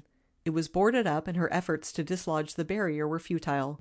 Resistance only whetted Nancy Drew's desire to enter the bungalow, and at once she began searching the yard for something with which to pry. After an unsuccessful hunt, she was forced to switch on her flashlight for a few minutes, until she found a stout stick which would serve her purpose. Wedging it in between the boards, she pried with all her might. For a moment the first board offered stubborn resistance, and then, with a groan and a squeak, gave way. The remaining boards were removed with less difficulty. To Nancy's joy, the window was unlocked. Pushing it up, she peered into the living room. It was dark, and she could see nothing. "Well, here's for it," she decided fatalistically. Halfway through the window, she hesitated without knowing just why she did it. Nervously, she glanced back over her shoulder. A queer sensation passed over her, leaving her a trifle frightened. She felt exactly as though someone were following her. "How silly," she scolded herself. Nevertheless, she turned searching eyes toward the forest. So far as she could see, there was no one in sight. Nancy listened intently, but all that she heard was the whispering of the wind in the maple trees. "Nerves," she decided firmly. "Jacob Aborn won't bother me tonight. He's probably asleep at this minute." She swung herself through the window and switched on her flashlight. She stood in the living room, or such she judged it to be, for it was bare of furniture. "Nothing here," Nancy told herself. Hastily, she moved toward the next room. Her light was gradually growing dimmer, and she knew that she must work quickly unless she wished to be left in total darkness. She entered a smaller room. Flashing the beam of her light over the walls and floor, she was disappointed to find nothing of interest. Nancy was sorely perplexed. In visiting the deserted bungalow, she had played a hunch, and now it seemed that she had made a mistake. "I haven't seen it all yet," she encouraged herself. Then her light revealed a small door, and she moved curiously over toward it. Halfway across the room, an unusual sound arrested her attention. Had she heard a board creak behind her, or was it only imagination? After hesitating a second, Nancy Drew again started toward the door. As she reached out to grasp the knob, her body became tense. This time there was no mistake. She heard a peculiar sound which seemed to come from the floor. It sounded like a groan, was the thought which flashed through her mind. Was it possible that someone was imprisoned in the cellar? The fear that some person was in distress gave her the courage to open the door. As it swung back, she saw before her a long flight of stone stairs leading down into darkness. A gust of cold, musty air struck her in the face and momentarily repulsed her. Nancy glanced nervously at her flashlight. She told herself that the battery could not last much longer. Already the light was so dim that she could barely see the steps in front of her. Should she investigate the cellar? She had no idea what it might reveal, and the thought of being caught below without a light sent a cold shiver over her. Yet Nancy felt that she was about to stumble upon the real secret of the old bungalow, and the thrill of anticipated victory urged her forward. Cautiously she descended the steps, one at a time. She came to a sharp turn and peered anxiously down into the black abyss. To her horror, she saw a man stretched out full length upon a bench directly below her. His face was turned upward, and Nancy caught a full glimpse of the countenance. It was Jacob Aborn, a familiar face. For an instant, Nancy Drew was spellbound. Her eyes dilated with fear, she stood like a stone image, gazing down into the face of Jacob Aborn. How had the rascal reached the bungalow ahead of her? What was he doing in the cellar? A dozen questions flashed through her mind, but the one which troubled her the most was whether or not the man had seen her. As Nancy was held in a paralysis of fear, the light in her flashlight flickered again. Then it went out, leaving her in total darkness. Sheer panic took possession of Nancy.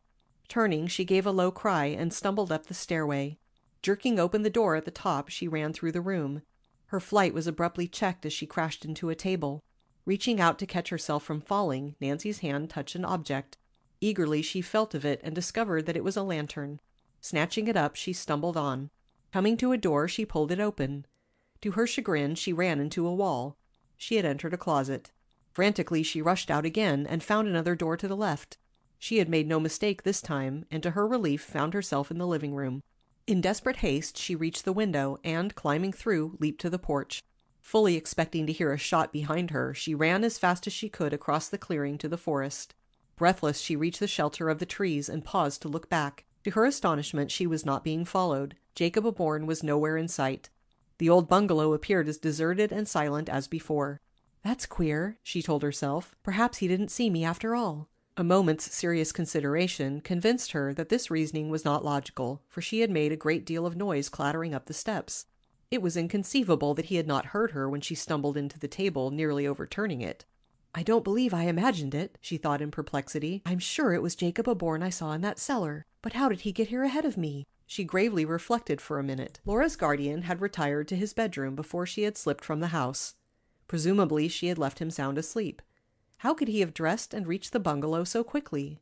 "I wonder if it could have been Jacob Aborn," she mused. "After I left his house, I didn't waste a minute. I came directly here in the roadster. He couldn't have beaten me to it unless he flew." For several minutes Nancy Drew stood in the shadows of the trees watching the bungalow. After considerable time had elapsed and still no one appeared, she began to grow curious as well as impatient.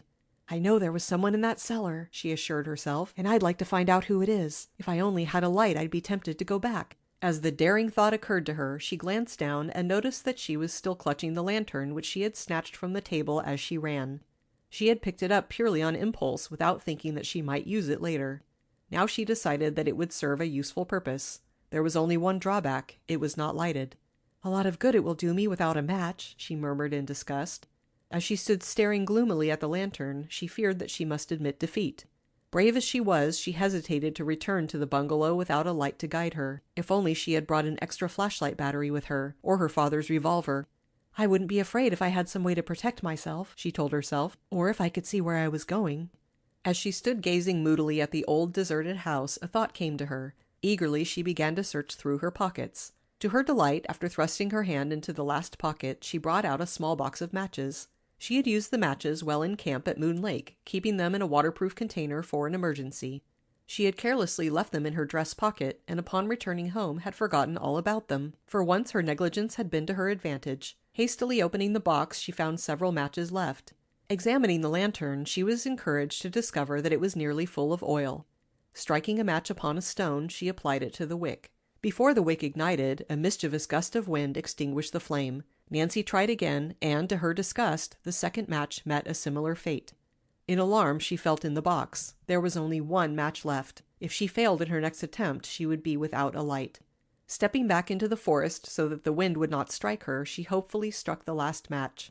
As the flames spurted up, she applied it to the lantern and was gratified to see it ignite the wick. "I'd better cover the lantern while I cross the clearing," she advised herself. "I don't want to make myself a gun target." Stripping off her sweater, she wrapped it around the lantern and then set off toward the bungalow. As she stole cautiously forward, she frequently paused to listen. No unusual sound disturbed the tranquility of the night. The old bungalow was as quiet as a tomb. The queer place looked unusually queer at this hour of the night, and it was no wonder that Nancy paused as she gazed upon it. "There's some terrible mystery here, I'm sure of it," she breathed to herself. "I've got to be careful. I don't want to be caught napping." The girl looked around her in all directions. No one was in sight, and not a sound disturbed the silence.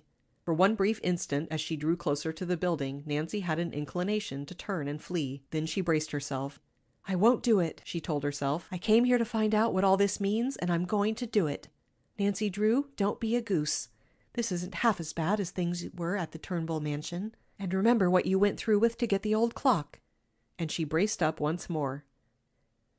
After a slight hesitation, Nancy Drew crept up on the porch. For the second time that evening she experienced an uneasy sensation. It was not so much the fear that she was running into danger as it was a feeling that she was being followed. Boldly she thrust her head and shoulders through the window. Nothing but an oppressive silence greeted her. "Have I been dreaming?" Nancy thought in perplexity. "Is it possible there's no one in the bungalow after all?" Somewhat impatient at herself, she placed the lantern upon the floor and climbed through the window. Picking up the light, she flashed it about the room. Reassured, she tiptoed forward. A board creaked underfoot and she paused nervously. Then from below she heard a peculiar noise. It sounded like a moan of pain. Startled, Nancy Drew held herself rigid, scarcely daring to move a muscle. As she listened, she heard the sound again. This time she knew there was no mistake. Someone had groaned. "Oh, what shall I do?" she asked herself nervously. "Who can it be?" At that moment a pitiful cry arose from the floor below. "Help!" Nancy opened her lips, but no sound issued forth. She tried again, and scarcely recognized her own voice. "Who's there?" she demanded shakily. The only response was another feeble call. "Help! Help!"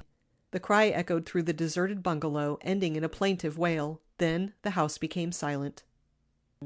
What Nancy discovered. When Nancy Drew heard the cry for help, she no longer considered her own safety. The thought that someone might be in pain drove her to action. Summoning all her courage, she hurried to the cellar door and opened it. Reaching the first landing, she stood listening quietly. The scratchy rustling of a mouse in a wall nearby caused her to catch her breath. "Why, it's only a mouse," she told herself. "I'm certainly not going to let that scare me." Nevertheless, she came to a standstill and did not attempt to move again until the sounds made by the mouse had died away entirely. Then she braced herself once more. She took a step forward, holding the lantern before her. Cautiously she crept down the first stair-step and then paused again. She wondered what awaited her in the depths of the dark cellar below. Then there came to her ears a faint metallic clank. It seemed to proceed from below, and she was at a loss to understand what it could have been. There it was again. But this time it came as a series of metallic sounds, and Nancy realized that she was listening to the clanking of chains. Was it possible that someone was confined below in fetters? She asked herself. Then another thought came to her. Perhaps a vicious dog was chained in the cellar, ready to throw itself upon any intruder. Almost at once Nancy dismissed the fear.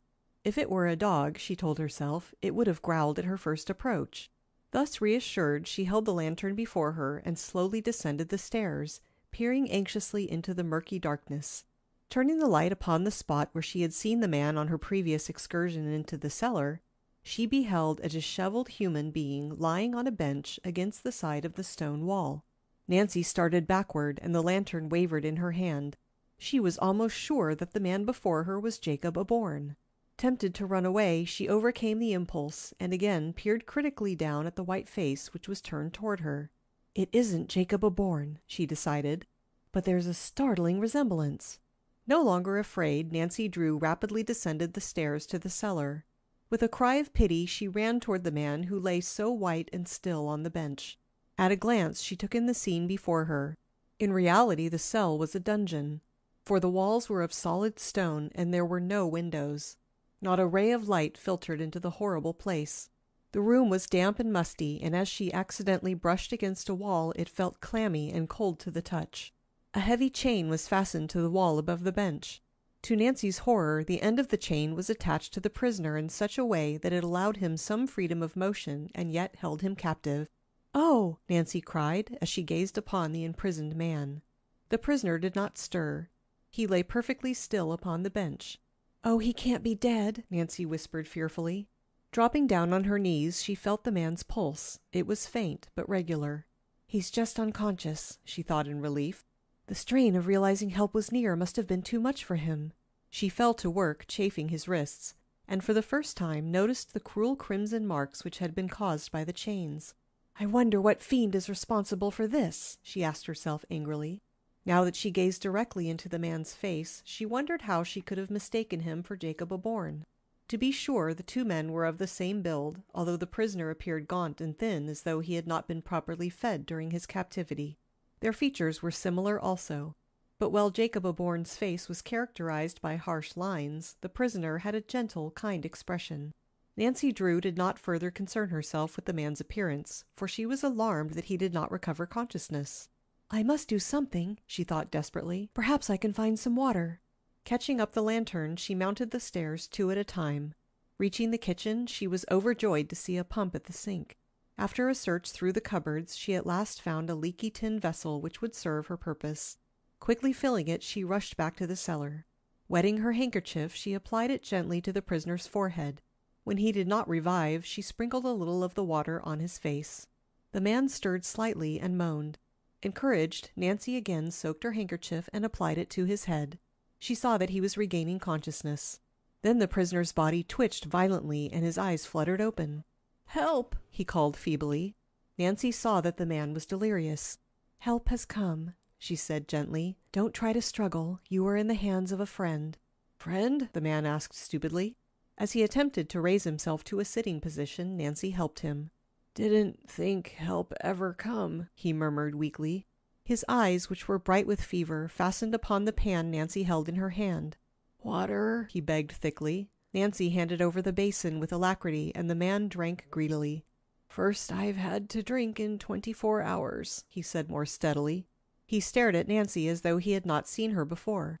"How did you get here?" he demanded. "I heard your cries for help."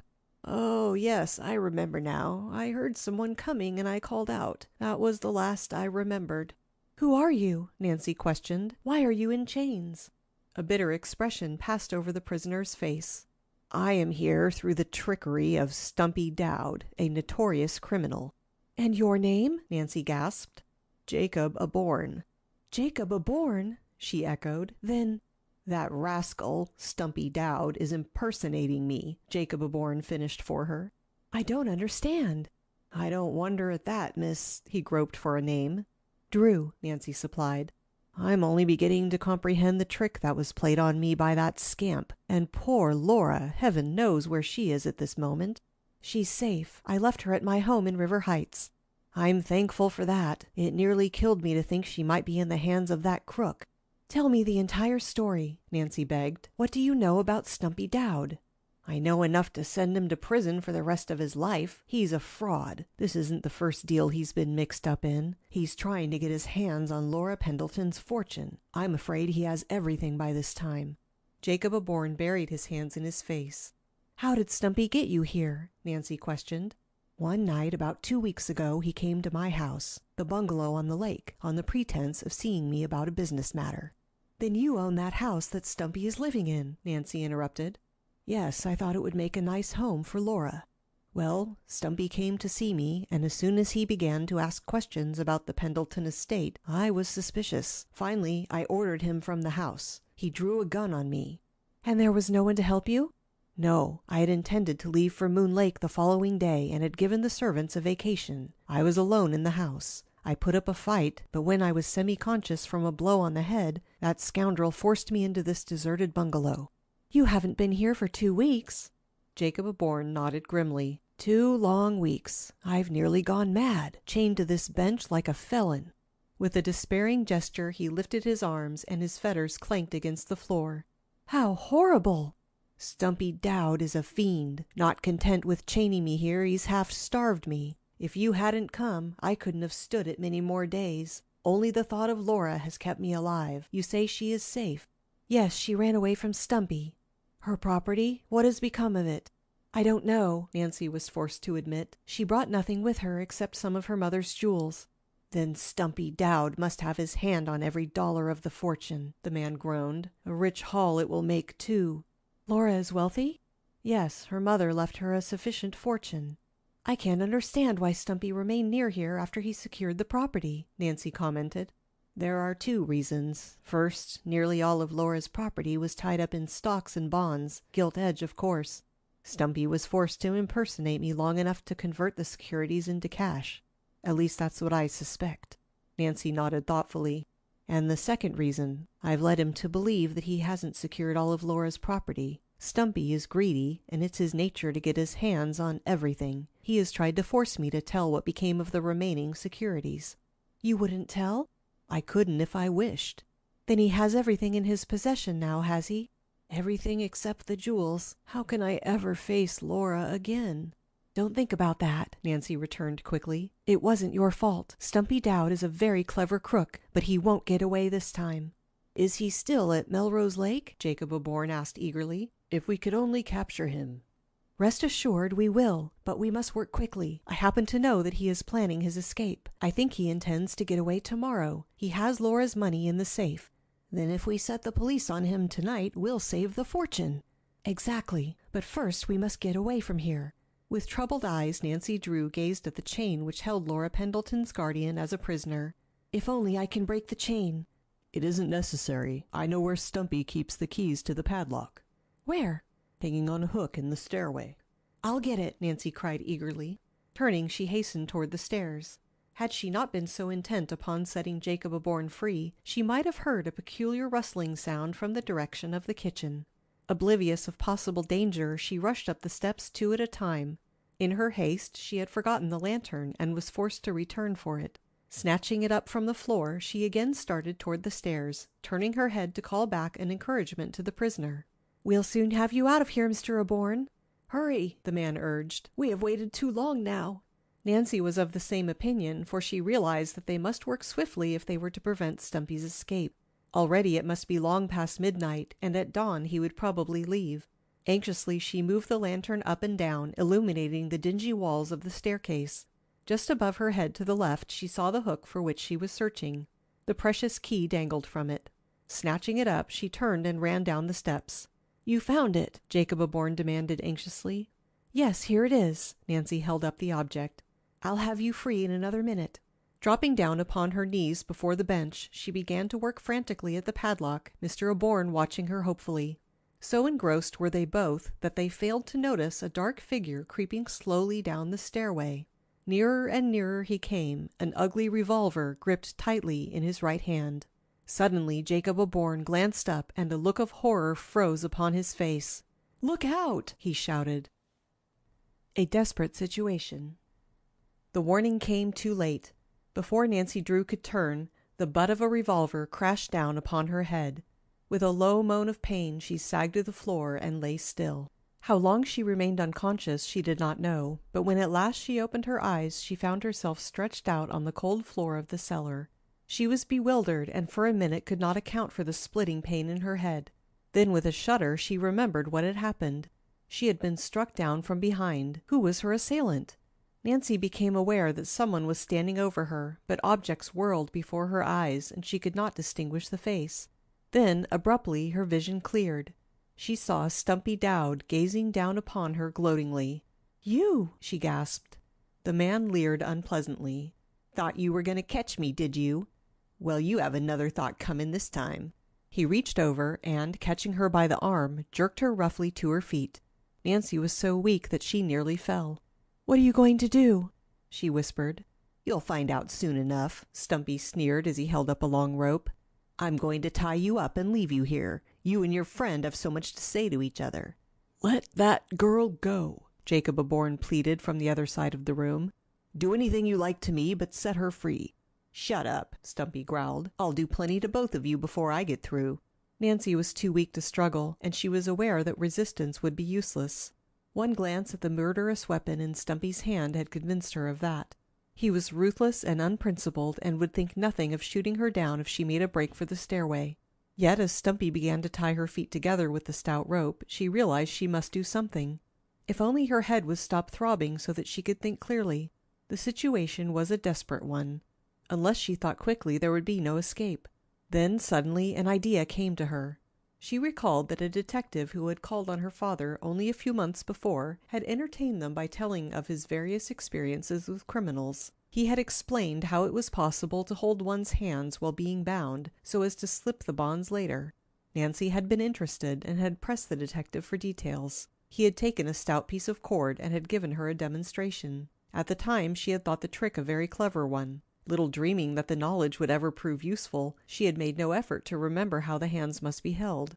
Now she frantically tried to recall what the detective had told her. If only the trick would work.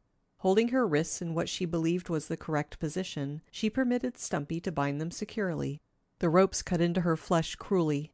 It seemed to her that she must have made a mistake, for certainly there was little space between her wrists and the bonds. "And now, just to make sure you won't get away," Stumpy muttered evilly. He took the end of the rope and ran it through a ring in the wall, knotting it fast. "I guess that will hold you for a while," he leered. "You beast!" Nancy cried. She realized now what Stumpy intended to do, but she was too proud to beg for mercy. "This will teach you not to meddle in affairs that are none of your business." "You'll pay for this," Jacob Aborn cried in a quavering voice. "If I get free." "If you get free? That's good," Stumpy laughed harshly. Then a cruel look settled over his face, and his eyes narrowed.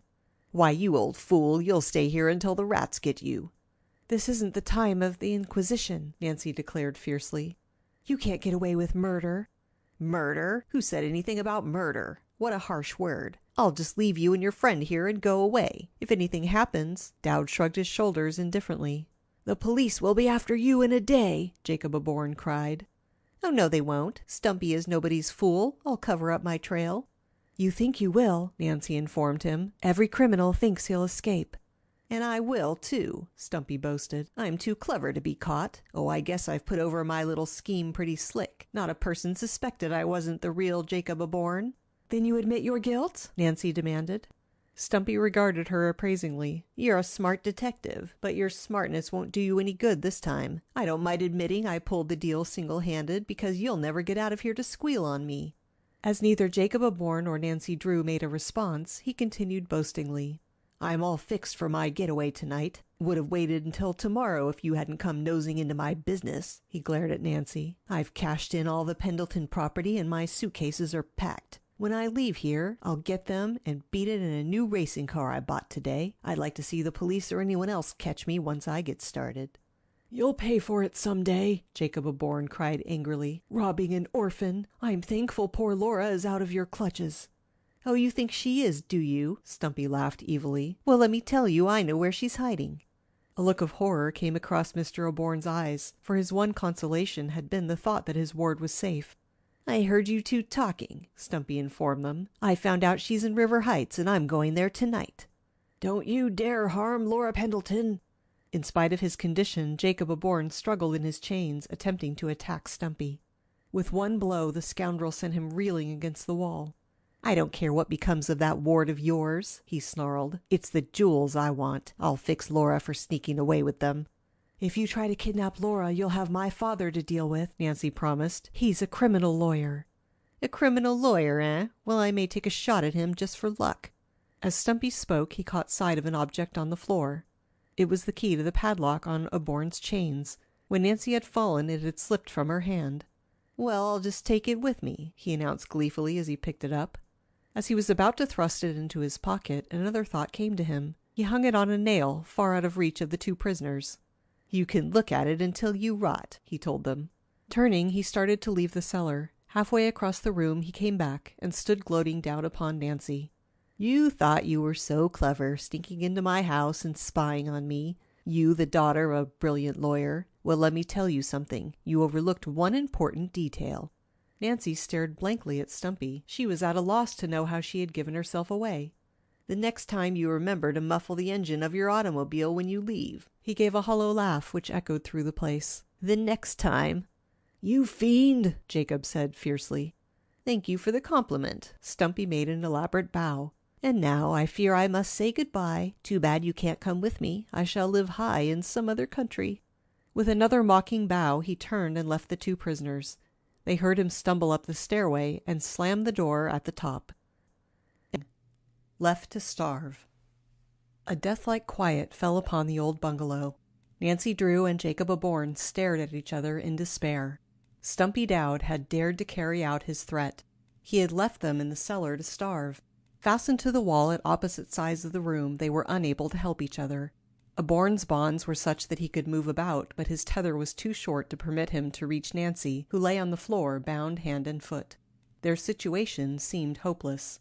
In his haste, Stumpy Dowd had forgotten the lantern, and now its dim light served to reveal the sordidness of the prison.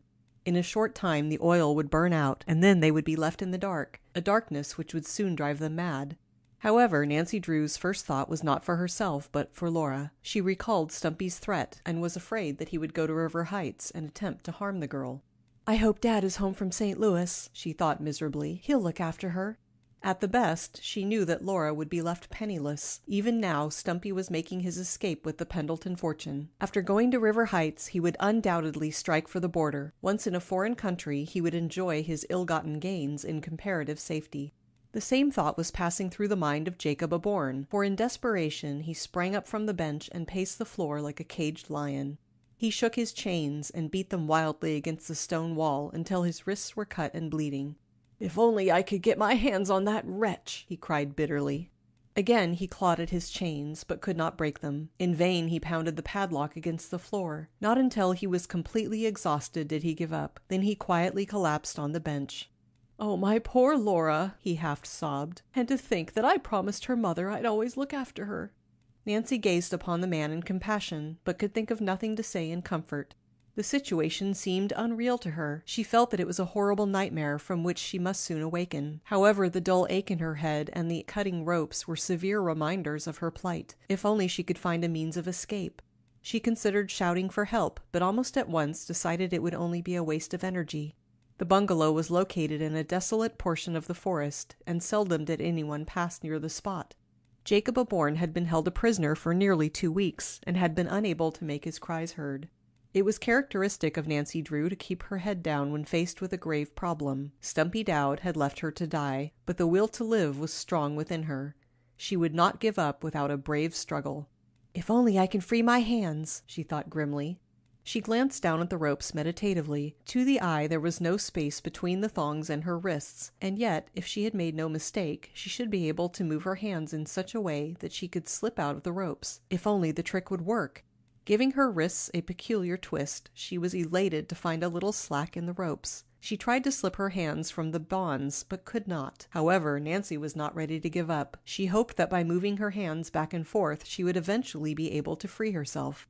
Frantically, she began working at the ropes. After a few minutes, her wrists became chafed and tender, but the knowledge that she was making a little progress gave her new courage. After a time, Jacob Aborn sat up on the bench at the opposite side of the room. He said nothing as he watched her work, and his very silence told Nancy that he had given up all hope of escape. Presently, however, his interest quickened. "You're getting it?" he demanded eagerly. "I think so," Nancy returned. Grimly she struggled to free herself. Her hands and wrists were now bleeding, but she was oblivious of the cuts and bruises. The realization that Stumpy Dowd was speeding toward River Heights to make trouble for Laura drove her to more frantic efforts. She must escape. Then, without warning, the light in the lantern went out and the room was plunged in darkness. The supply of oil had been exhausted. Nancy found it more difficult to work, but she kept doggedly on. Each minute seemed an eternity. Then, after a quarter of an hour, success was hers. With a cry of pleasure, she pulled her hands free from the ropes. "I did it!" she cried. Jacob Aborn sprang up from the bench, his chain clanking loudly against the floor. "Then we'll escape. We may be able to catch that scoundrel yet." Nancy did not respond, for she was working grimly at the ropes which bound her feet. Stumpy had tied the knots securely, and they were stubborn. She could have severed the ropes in an instant with a knife, but was forced to pick them out with her fingers. It was tedious work. "There!" she exclaimed as she untied the last knot. "I'm free!" She sprang to her feet and tottered uncertainly. The blow on her head had left her dizzy, and her limbs were cramped from lack of circulation. Leaning weakly against the wall, she recovered her equilibrium. "Have courage," she called out to Jacob Aborn. "I'll set you free in a minute if I can find the key." "It's hanging from a nail on the north wall," Mr. Aborn directed her eagerly. Stumbling across the cellar, Nancy groped about on the damp wall. Stumpy had hung the key in plain sight of his 2 victims as a means of torturing them, but now his action served them to advantage. Nancy struck a nail with her hand, and the key clattered down at her feet. Fumbling about in the dark, she found it and ran to Jacob Aborn's side. Quickly working at the padlock, she set the man free. The chains fell to the floor with a loud thud. "Now to catch Stumpy Dowd," she cried. "We must hurry or he will get away." "He had to go back to the house after the money," Jacob Aborn said tensely. "We may catch him there." In pursuit. Nancy Drew urged Jacob Aborn to make haste, for she little realized to what desperate physical straits his long imprisonment had brought him. At the exultation of being free of his bonds, he had leaped to his feet in the dark cellar, eager to rush to the bungalow on the lake, before Stumpy Dowd should have a chance to escape. But as he moved forward several steps, he felt his knees sink uncertainly. Nancy, unaware of the physical anguish Jacob Aborn was enduring, groped about in the darkness for the bottom step of the stairway leading from the cellar. Presently her foot touched it, and she called out to her companion. He dragged himself to her side, scarcely able to walk. "Are you ill, Mr. Aborn?" Nancy demanded anxiously. She could not see his face. "Oh, no," the man protested quickly. "I'm only a bit weak from being tied up like a dog in a kennel. My legs will be all right after I've used them a few minutes."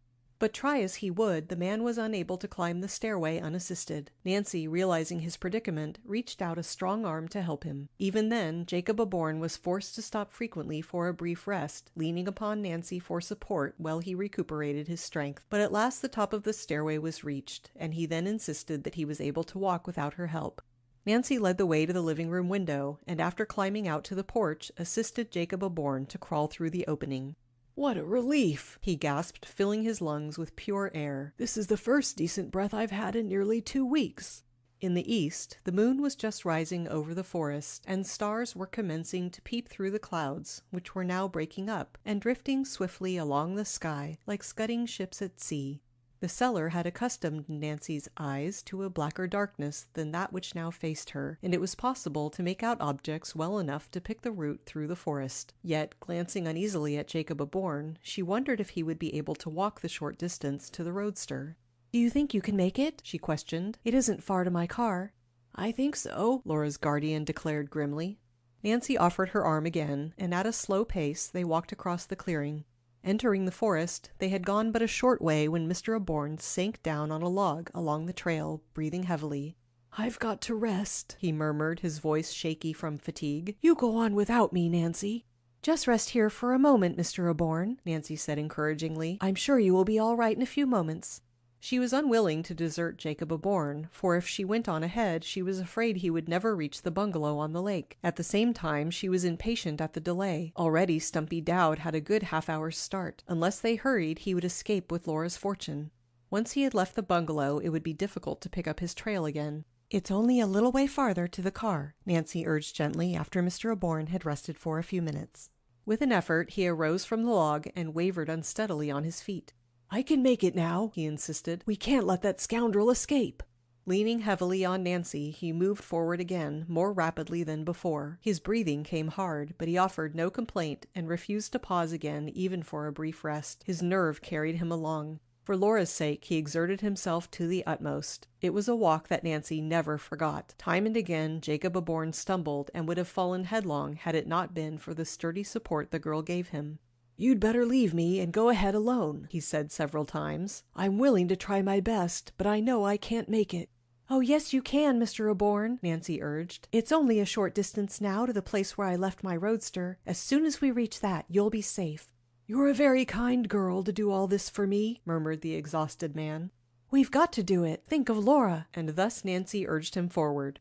Through the bushes and around a number of the rocks they stumbled. Once both went headlong, and Nancy had almost all the wind knocked out of her, but she picked herself up and managed to drag the man once more to his feet. "How much farther?" he whispered hoarsely. "Only a short distance," she answered as lightly as she could. "Keep up your courage and we're bound to get there." Presently, with a feeling of relief, Nancy caught sight of her automobile standing in the bushes where she had left it. Although she had not mentioned her fears to Jacob Aborn, she had been afraid that Stumpy Dowd might have taken the car. Hastily helping Laura's guardian into the roadster, she sprang in after him and took her place behind the steering wheel. With nervous haste, she started the motor and backed around in the road. The car shot forward in a burst of speed. Neither driver nor passenger exchanged a word as they raced madly toward the bungalow. Nancy had her hands full managing the steering wheel, for she was taking the rough road at dangerous speed. Driving as near the bungalow as possible, she helped Mr. Aborn to alight. Abandoning the automobile, they started afoot through the forest. As before, Nancy offered Mr. Aborn her arm, helping him along. She was relieved that he walked with less difficulty. A few minutes and they came to the clearing. Directly ahead they caught a glimpse of the house. To their disappointment, the windows were dark. "I'm afraid the bird has flown," Nancy observed quietly. "It looks that way," Jacob Aborn admitted gloomily. "Still, he may be there yet. The windows were dark earlier in the evening and he was here then. At least it would be wise to approach cautiously."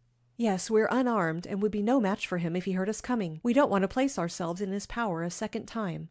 "Oh, if I can get my hands on that scoundrel," Jacob Aborn gritted. The thought gave him new strength, and he moved eagerly forward again. Cautiously the two crept toward the house, approaching from the rear.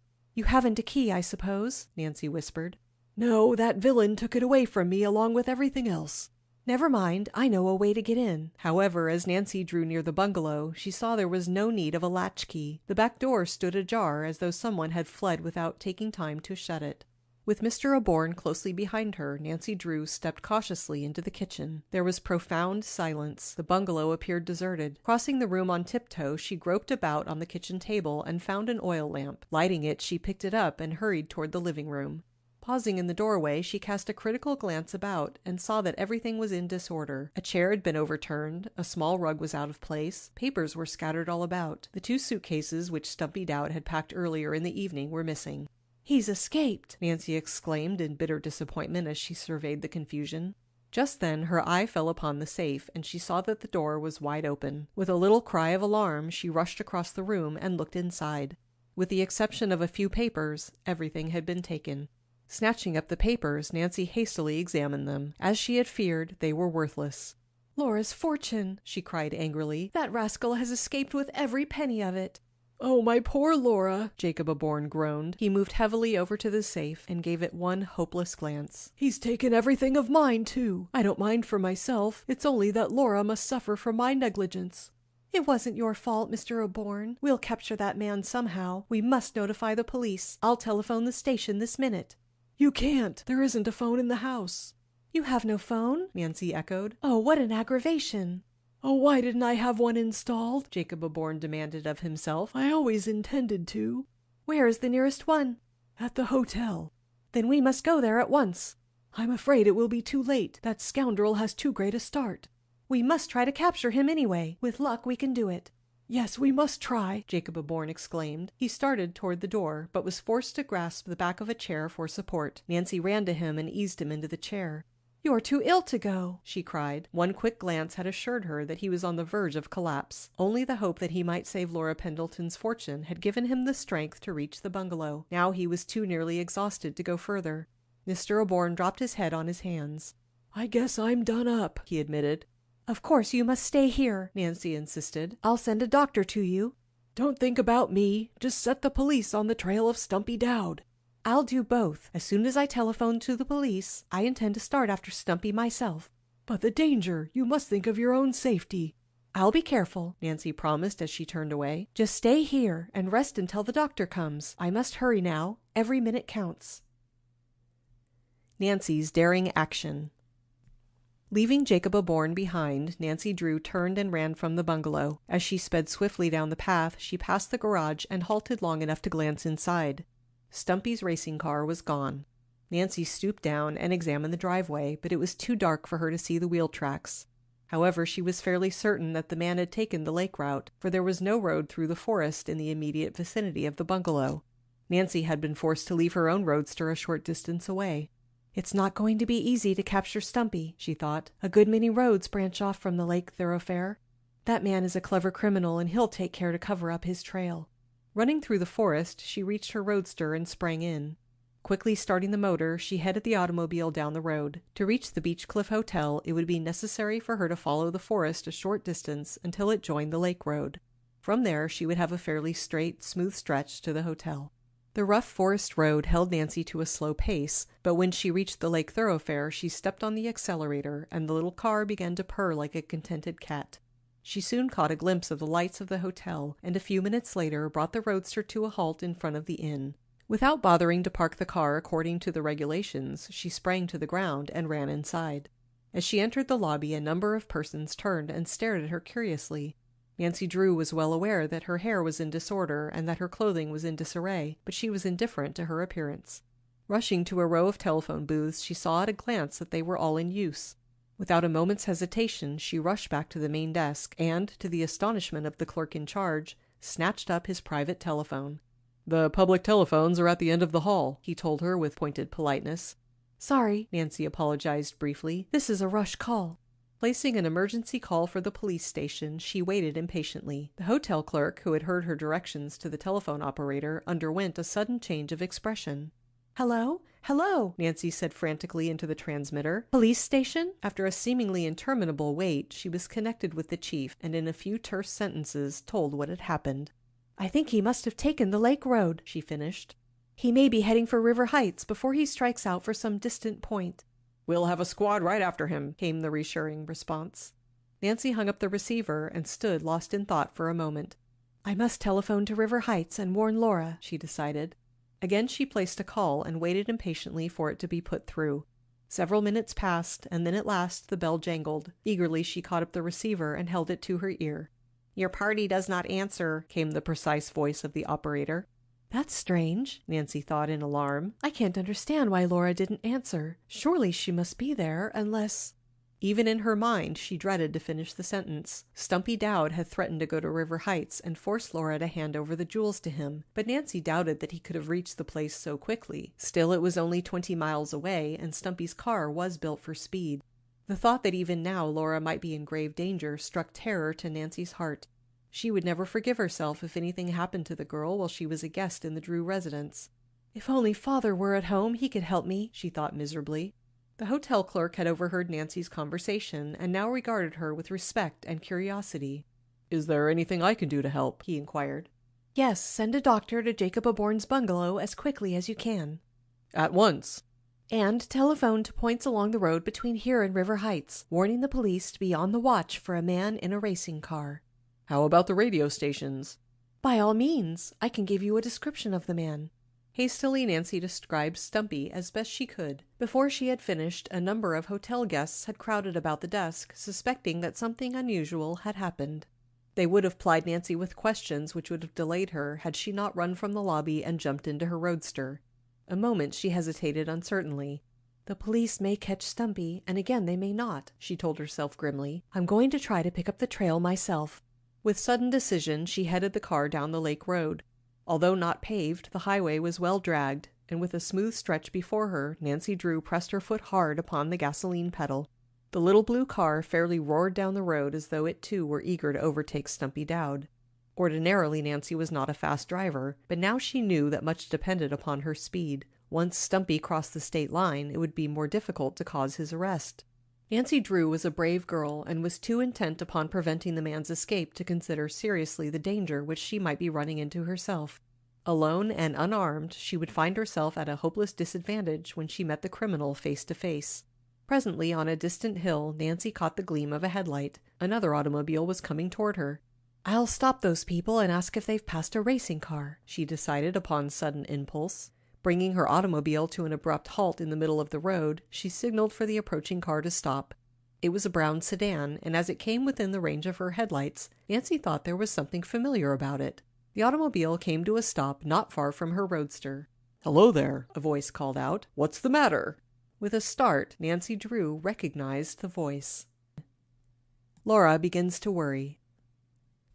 Not without misgiving, Laura Pendleton stood at the window of the Carson Drew residence and watched Nancy start off for Melrose Lake in her roadster. Perhaps I shouldn't have allowed her to take that note to my guardian, she thought uneasily. Nancy is going to a great deal of trouble and risk for me. I'm afraid it isn't fair to involve her in my affairs. After a time, she entered the library and tried to interest herself in a novel. She found she could not remember a word she had read, so laid the book aside in a little while. Walking restlessly to the window, she glanced out. I may as well do some shopping, she decided. It will help me kill the time and help me forget my troubles. She told Hannah Gruen where she was going and then started off afoot for the business section of River Heights.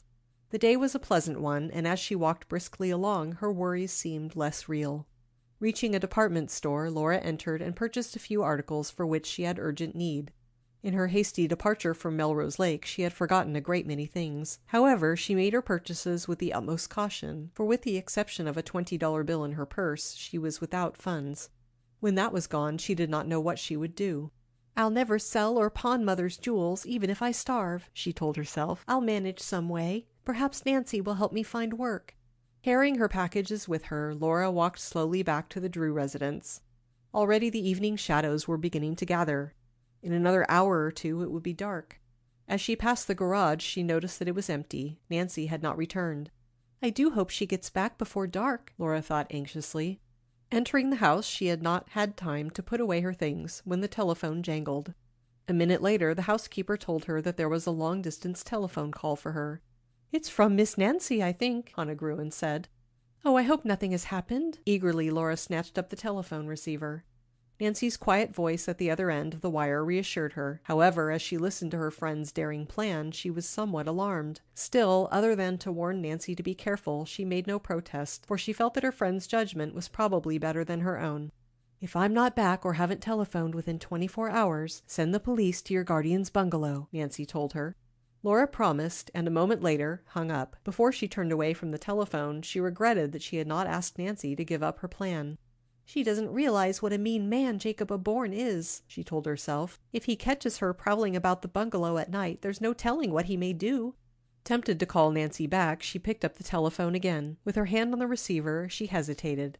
I'm just a little coward, she accused herself. I'll not let my nerves get the best of me this time. Resolutely, she turned away. Presently, Hannah called her to dinner, and she made a pretense of eating, but was relieved when the dessert dishes were cleared away. Returning to the living room, she tried to read the evening paper. The hours dragged slowly along, and still there was no sign of Nancy. Several times Laura walked to the window and cast a hopeful glance down the driveway. I suppose it's too early to expect her home, she told herself. As she crossed to the window for perhaps the 10th time that evening, she was surprised to see a tall, elderly man coming up the walk toward the house. Although Laura had never seen him before, she was instantly convinced that it was Carson Drew. He thrust open the front door, and his eyes fell upon her. "Hello, Nancy," he called. "It's good to get you back home again. Oh, I beg your pardon. I couldn't see your face. I thought you were my daughter." "I don't wonder you are surprised to find a stranger in your home," Laura said with a friendly smile. Quickly, she introduced herself and told Carson Drew what had happened and why Nancy had gone to Melrose Lake. She ended by apologizing for her presence in the house. "You are entirely welcome to our hospitality," Mr. Drew assured her cordially when she had finished her story. "But I'll admit I'm rather worried about Nancy. Tell me more about that guardian of yours. What does he look like?" Laura gave a detailed description of the man. Did you say that his name is Jacob Aborn? Wait a minute." Walking over to the desk, he began to rummage in a drawer. Laura noticed the stern expression on his face and was troubled. After a brief search, Carson Drew brought out a small photograph and handed it to Laura. "Is that your guardian?" Laura stared at the photograph in amazement. "Why, it is! It's Jacob Aborn!" Carson Drew shook his head. "That man is Stumpy Dowd." "I don't understand." "Stumpy Dowd is a clever criminal. He has a long police record. Just now he is at large." "Stumpy Dowd!" Laura exclaimed in horror. "You mean my guardian is a criminal?" "It looks that way, and a particularly tough one at that." "And Nancy has gone up there to see him. What if something should happen to her?" "We must get in touch with her at once. Do you know the hotel where she is staying?" "Yes, but it's pretty late now. Perhaps she isn't there." "That's what we want to find out." Now thoroughly excited, Laura ran to the telephone and placed a call to the Beechcliff Hotel. Impatiently, Carson Drew waited for a response. When the bell finally rang, he snatched up the receiver. "Hello?" he said eagerly. It was the voice of the hotel telephone operator that greeted him. "We are unable to reach your party. Miss Drew is not in her room." Carson Drew turned from the telephone, a drawn expression upon his face. "She's not in," he informed Laura. "That may mean anything, and again it may not. I'm afraid Nancy is in trouble." "Oh, what shall we do?" "I must go to Melrose Lake as quickly as I can." "May I go too? It was my fault that Nancy went there, and I want to help if I can." "We may run into danger." "I'm not afraid." Laura, who by nature was timid, had suddenly become calm and determined. "Then get your things quickly." As Carson Drew issued the order, he jerked open a drawer on the table and pulled out a revolver. Hastily loading it, he stuck it in his pocket. "I'm ready," Laura announced. Rushing from the house, they climbed into Mr. Drew's brown sedan. He backed out of the garage and, without stopping to close the doors behind him, headed toward Melrose Lake. "Oh, I hope we get there in time," Laura breathed. Carson Drew made no response, but his hands clenched more tightly on the steering wheel. A chance meeting. Nancy Drew could scarcely believe her ears when she heard an answering shout from the automobile which had halted near her roadster. She recognized the voice of her father. With a cry of joy, she sprang from the car and ran across the road toward the sedan. "Father!" she cried. "Nancy!" As Carson Drew recognized his daughter, he hastily climbed out of the sedan and welcomed her into his arms. "What a relief to find you safe and sound. When Laura told me why you had gone to Melrose Lake, I was afraid for you. What has happened?" "Oh, everything. I guess I'm lucky to be alive, but there's no time to tell you now. We must capture Stumpy Dowd first. He's escaping with Laura's fortune. Tell me, did you meet a racing car between here and River Heights?" "Not that I recall." "We only met 2 automobiles," Laura added, "and both were family cars. Then Stumpy didn't head for River Heights after all." "He's probably striking for the state line," Carson Drew declared. "The police will look for him on the River Heights road. Stumpy will escape unless we can pick up his trail ourselves. I was almost positive he took this road." Perhaps he turned off before he had gone very far, Carson Drew suggested. We passed a branch road down here about 5 miles. He may have taken that. Where does it lead? To Hamilton, and from there across the state line. Then he probably took that road. Oh, if we can catch him. He has such a head start. Come on, we can do it, Carson Drew cried. He turned quickly to Laura. Get in the roadster with Nancy, he ordered. If it comes to a battle, you girls can drop back and be out of the range of the bullets. With alacrity, Laura obeyed. Nancy sprang in beside her. The motor of the roadster was already running, and she had only to shift gears to be off. She must pull out of the way before her father could turn his sedan in the road. I'll go on ahead, she shouted. All right, but if you see Stumpy's car, slow down and let me take the lead. Shifting gears, Nancy was off at top speed. A few minutes later, Laura looked back and reported that Carson Drew was rapidly making up the distance he had lost. Her eyes focused upon the road. Nancy Drew clung grimly to the wheel. The little figured ribbon on the speedometer crept higher and higher until the car wavered in the road. Reducing the speed slightly, she held her foot steady on the gasoline pedal. A sharp curve would have been Nancy's undoing, but she was fairly familiar with the road and knew that for several miles she had a straight stretch before her. If only there isn't another wretched detour to be made, the girl exclaimed. But there was no detour, and for that straight stretch Nancy did some of her fastest traveling, a rate of speed that often made Laura gasp in alarm. Oh dear, don't jump the fence or climb a tree, gasped the girl. I won't, answered Nancy. But hold tight. Yet, even at the rapid rate she was traveling, she doubted that it would be possible to overtake Stumpy Dowd. She figured that he must have from 15 to 30 minutes start, and his automobile was equipped with a special racing motor. Nancy's roadster was high-powered, but it was not reasonable to suppose that she could overtake the man unless luck favored her.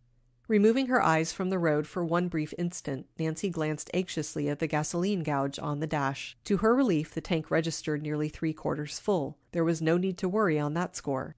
Look! Laura cried sharply. Nancy's eyes came back to the road. Straight ahead she saw a small red light. It must be the tail light of an auto, Laura declared uneasily. Can it be Stumpy? Nancy did not reply at once, for she was too intent upon watching. Although she promptly reduced the speed of her engine, she noticed that the light was gradually becoming larger. At first she thought she must be gaining on a car ahead. Then she decided that the light was not moving. I don't believe it can be Stumpy, she told Laura, but we'll take no chances. As the roadster slowed down, Carson Drew came closer in his sedan. Nancy was about to permit him to pass when she looked again at the red light. She was now close enough to see that it was a lantern. Speeding up, she came to an obstruction across the road and was forced to halt. Carson Drew pulled up alongside. "We can take the road to the right," he shouted. "It leads to Hamilton. Stumpy must have taken it." Nancy was staring at a sign which read, "Road under construction. Travel at your own risk." "How about this road straight ahead?" she demanded of her father. "It's a shortcut to Hamilton." "Then why not take it?" "It's closed for construction work." "But it's not impassable, is it?" "Probably not, but at night—" "It's our only chance, Father. We're so far behind Stumpy we'll never catch him unless we risk this shortcut." "You're right," Carson Drew said with quick decision. "We'll try it, but we must drive carefully." Springing from the sedan, he moved the barrier from the road, and Nancy drove through. At first the highway seemed no different from the one she had been following, but before she had gone a mile she saw the danger signs, which were in the form of steam shovels, wagons, and machinery parked along the roadside. "Be careful," Laura warned her. Soon the little roadster was wallowing in soft dirt, and each instant Nancy half expected the wheels to sink to the hubs. The engine pulled hard but did not stall. Nancy handled the wheel dexterously, weaving her way around the objects in the road. Laura, who clung to the side of the car for dear life, was bounced roughly about. At last, as the worst of it seemed to be over, Nancy relaxed slightly. "Is Father still coming?" she asked. Laura looked back. "Yes, he's right behind." "Then I guess we're through safely. I can see a straight stretch ahead." Again she stepped on the accelerator, and the roadster responded with a burst of speed. In a few minutes she reached the end of the road. Laura hastily climbed out and pulled away the barrier, permitting the two automobiles to enter the main road. "We've cut off 10 miles!" Nancy cried joyfully as Laura stepped back into the roadster. "If we're ever going to overtake Stumpy, it ought to be in the next few minutes." As the little blue car plunged forward over the rough highway, the two girls kept gazing alertly into the darkness beyond the glare of the headlights, hoping to see the red taillight of Stumpy's automobile. As the minutes passed and still nothing appeared ahead, Nancy Drew began to grow alarmed. After all, was it possible that she had made a mistake? Perhaps Stumpy had taken another road, and even now was across the state line, speeding toward the northern border. Laura expressed the fear. "I'm afraid we're too late, Nancy." I'm not so sure about that, Laura. Nancy's voice was electric. What do you see? Laura demanded eagerly as she saw her friend bending low over the wheel. A light. I think we're approaching a car. I can't see anything. Just a minute. I think it went down behind that hill just ahead. There was a long moment of suspense, and then Laura gave a little excited cry. Oh, now I see it. And we're gaining, Nancy announced grimly. I hope it's Stumpy. Your father must have seen the light too, Laura informed Nancy, looking back. He's coming closer. Hadn't we better let him go ahead? Yes, I'll drop back in just a minute. But first I want to see if it is Stumpy.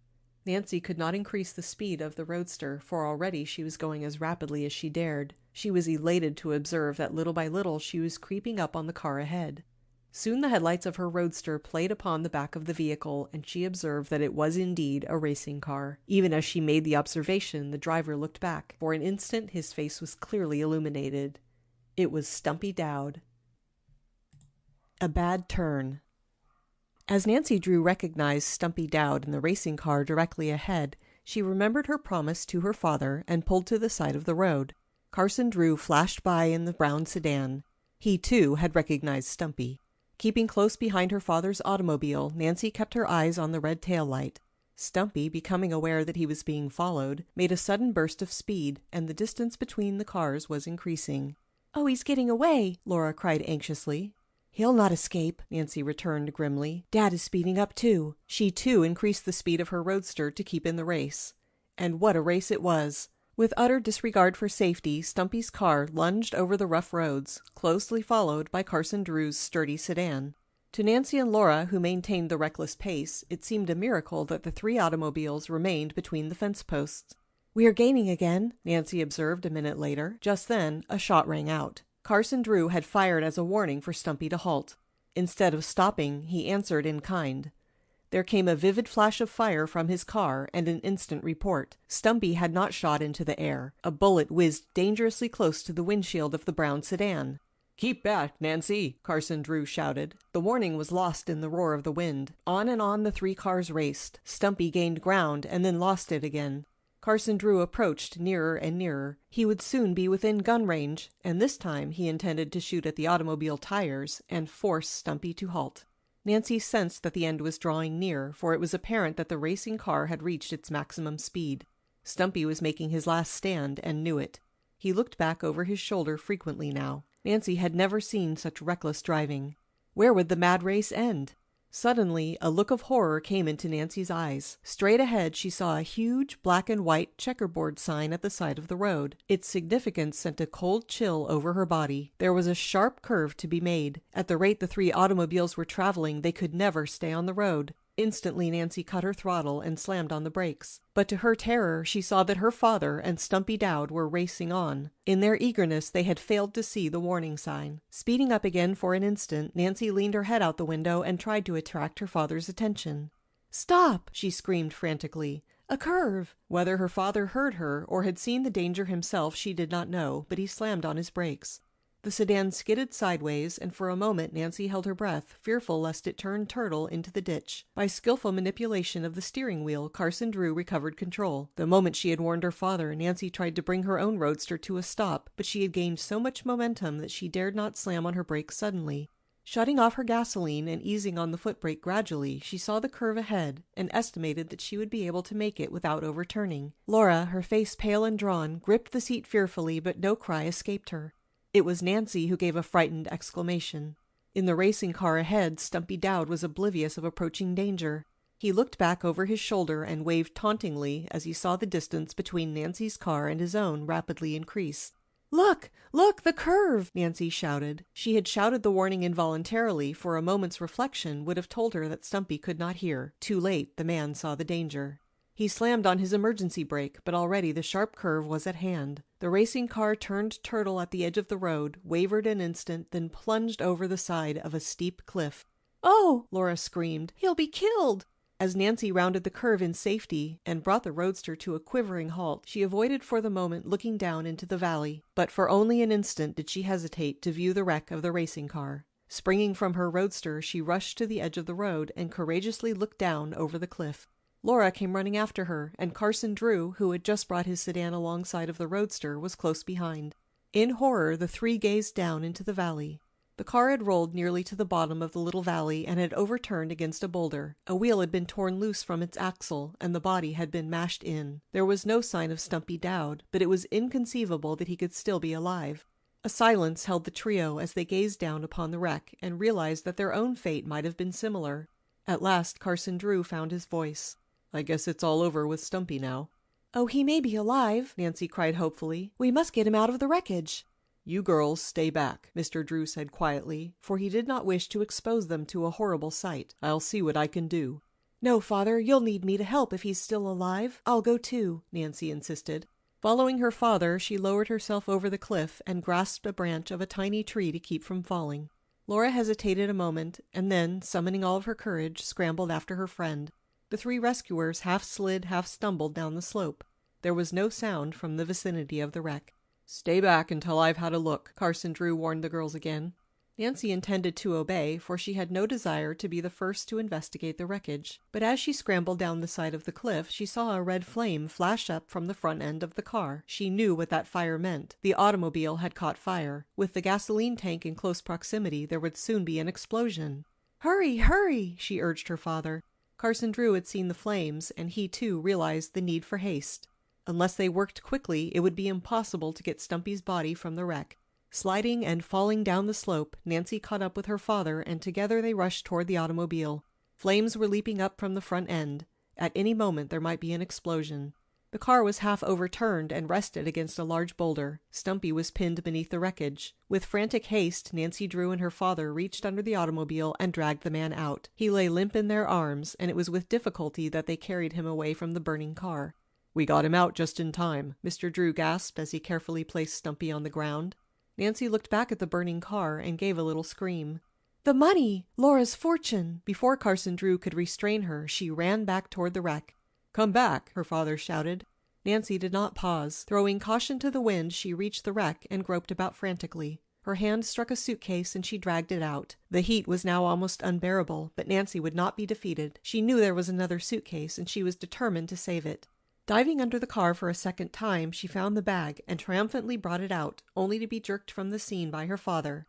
"Nancy, Nancy!" he cried. "Are you mad? Those suitcases aren't worth your life." There was a sudden explosion. Instantly, the combustible parts of the car ignited, and the dry grass in the immediate vicinity began to burn. As Nancy Drew realized what a narrow escape she had had, she trembled slightly. "Oh, Nancy!" Laura clung weakly to her. "If anything had happened to you." "Well, I wanted to get those suitcases," she defended her action. "What if they had burned?" Carson Drew demanded. "Then Laura would have been without her fortune. All her money is in those 2 suitcases, unless I miss my guess." "My money?" Laura gasped. "Then I do have a fortune?" "You certainly have," Nancy assured her. "And you risked your life to save it for me? Oh, how can I ever repay you?" "Don't think about that now," Nancy said quickly. "I have a long story to tell you, but it must wait. Our first duty is to look after Stumpy." Carson Drew had already turned his attention to the inert form which lay on the ground. A deep gash had been cut in Stumpy's forehead, and his right arm had been badly broken. His face was deathly white, and he did not appear to be breathing. Stumpy's fate. "I am afraid," began Carson Drew, but did not finish the sentence. Instead, he leaned over Stumpy Dowd and placed his fingers on the man's pulse. Is he dead?" Nancy asked fearfully after a few moments. Carson Drew relinquished Stumpy's wrist and turned grave eyes upon his daughter. "He's still alive, but his heart action is very weak. I don't believe we'll be able to get him to the hospital." "But we must try." "Yes, of course, but it's not going to be easy to get him to the automobile." "There's a blanket in my roadster. Perhaps we could carry him on that." "I believe we could." "Then I'll get it." Nancy scrambled up the cliff to the road and returned in a few minutes with the blanket. The unconscious Stumpy was lifted gently and placed upon it. Mr. Drew and the 2 girls gathered up the corners and began the difficult climb. As they carried him to the automobile, Stumpy gave no sign of recovering consciousness. "I'm afraid we can't do him much good," Mr. Drew commented as they stretched him out on the rear seat of the sedan. "I believe he's recovering consciousness," Nancy observed quietly. As she spoke, the man stirred slightly and groaned. "That's an encouraging sign," Carson Drew declared. "We'll rush him to the hospital at Hamilton." "I'll go back after the suitcases and catch up with you later," Nancy suggested. "All right, that will be wisest, I guess. We must rush Stumpy to the hospital without a minute's delay." He turned to Laura. "Perhaps you had better ride with me and keep an eye on Stumpy. I don't think he will recover enough to make trouble, but someone had best watch him. You don't mind?" "Of course not." Laura climbed into the sedan with the lawyer, and Nancy watched them drive away. Then she hurriedly descended the cliff and picked up the 2 suitcases. She was tempted to open them to make sure that Laura's fortune was inside, but upon second thought decided that it would take too much time. She must speed after her father and Laura. Dragging the heavy suitcases up the slope, she deposited them in the roadster and started down the road after the sedan. Although she drove rapidly, she did not overtake her father. Reaching Hamilton, she stopped at a gasoline station and asked the way to the police hospital. Arriving there, she saw her father's sedan parked outside. Leaving the 2 precious suitcases inside the roadster, she locked both doors and ran inside. Laura was standing near the door, and Carson Drew was talking with the authorities. Presently, he came over to Nancy and Laura, bringing a distinguished-looking man with him. Quietly, he presented Mr. Howland, the chief of police. The man bowed to both girls, but his eyes lingered upon Nancy after the introduction had been completed. "I have just learned of the part you played in the daring capture of Stumpy Dowd," he said to her. "Allow me to congratulate you." The chief of police extended his hand, and Nancy Drew accepted it with a pleased smile. "It was really nothing," she protested modestly. "I would never have been suspicious of the man if I hadn't been trying to help my friend. Even after I discovered his identity, I might have fallen down on the job if Father hadn't come along at the critical moment." "I'm not sure about that, Miss Drew," and the chief smiled. "You strike me as a very resourceful young lady." "Suppose there is no question that the man is really Stumpy Dowd?" Nancy inquired. She was eager to change the subject to a less personal one. "Not in the slightest. I came to the hospital just as soon as I was notified that he had been captured, and identified him myself. I would know that face anywhere. He's been in the rogues gallery for a good many years, but has managed to keep out of the way of police. He's led us on a merry chase." "Will he live?" "Stumpy is on the operating table now," Carson Drew explained to Nancy. "The doctor considers his condition very grave, but he may pull through." "And if he does, he'll get a long term in prison," the chief added. Nancy was pressed for details of her part in the capture of the man. However, in telling her story, she did not mention Jacob Aborn, for she wished to surprise Laura later. "We may as well go back home," Carson Drew said presently. "It may be hours before we learn anything definite about Stumpy's condition." "If you'll give me your telephone number, I'll see to it that you are kept informed," the chief promised. After Mr. Drew had written his address and telephone number on a slip of paper, the 3 left the building. "Oh, hum," Carson Drew yawned sleepily. "I think it's time we were all in bed." "Not yet," Nancy declared importantly. "We must return to Melrose Lake." "Why should we go back there?" "I'll tell you when we get there," Nancy announced mysteriously. "It's a surprise." "Well, just as you say," her father grumbled good-naturedly. "But I hope the surprise is worthwhile, because I'm tired." With Laura and Nancy riding in the roadster, the 2 automobiles started off for Melrose Lake. This time, however, they traveled at a moderate rate of speed. "Where in the world are we going?" Laura questioned as Nancy turned into a familiar side road. "Aren't we heading toward my guardian's bungalow?" It was with difficulty that she spoke the word guardian. "Yes," Nancy admitted. "Oh, why are we going back there? After all that has happened, I don't believe I shall ever want to go back." Nancy reached out and patted Laura's hand reassuringly. "Just trust me," she said smilingly. Nancy had selected the lake route and was able to drive the roadster very nearly to the doorstep of the Aborn bungalow. Stopping the car, she waited for her father, who was a short way behind. "Why, there's a light inside the house," Laura exclaimed, "and I can see someone moving about." Nancy Drew smiled and began to unload the suitcases from the back of the roadster. "What are you up to, anyway?" Mr. Drew demanded as he stepped out of his sedan and came toward the girls. "You'll soon find out," Nancy laughed. "Here, I'll carry those suitcases." Mr. Drew picked up the 2 bags and followed Nancy down the path toward the bungalow. Laura held back rather reluctantly, but Nancy kept pulling her along. Boldly, she opened the front door and stepped into the lighted living room. "Laura!" a low voice murmured. Jacob Aborn rose from a chair and held out his arms. Laura hesitated and glanced uncertainly from Nancy to Jacob Aborn. "Your real guardian," Nancy said. "Jacob Aborn." "My guardian? Oh!" With a little cry of joy, Laura went to him. For several minutes Nancy and her father stood quietly watching the happy homecoming. Then, at last, they were swept into the conversation again. "Did the doctor come?" Nancy inquired, for she observed that Mr. Aborn appeared much stronger than when she had left him a few hours before. "Yes, thanks to your kindness, Miss Drew. He said he thought I would be all right in a few days. I feel much better already." "I'm glad of that." "I worried a great deal about you after you left. What happened? Did you catch that scoundrel?" Nancy was forced to repeat the story a second time, and for the benefit of her father and Laura, added the details of her imprisonment in the deserted bungalow. "You took a great deal of risk," Mr. Drew chided his daughter, "but I must admit it was a clever piece of detective work." Thanks, Dad. "All's well that ends well," Mr. O'Born quoted rather tritely, "but in this case it didn't end well." What do you mean? Nancy asked quickly. "Laura has lost her fortune, and I am penniless too." Oh, no, Mr. O'Born. We recovered the money. "I thought it burned up in the wreck." I should say not, Laura broke in. Nancy dragged those suitcases out of the fire at the risk of her life. And to think we haven't even looked to see if the money is there, Nancy exclaimed. I guess we've been too busy the last hour. "Let's have a look now," Mr. Drew proposed. Picking up one of the suitcases, he examined it critically. "Locked," he announced, "and Stumpy probably has the key." Oh, how disappointing, Laura murmured. "If there's a hammer in the house, we can soon have these bags open," the lawyer declared. I know where to find one, Laura cried eagerly. I'll get it. In a few minutes she returned from the kitchen and gave the hammer to Mr. Drew. After a few sharp blows, the lock burst open. Anxiously the four looked inside. Carson Drew pulled out a great deal of clothing, but a careful examination revealed nothing of value. Oh, the money isn't there, Nancy exclaimed in bitter disappointment. What could have become of it? "There's another bag," her father reminded her.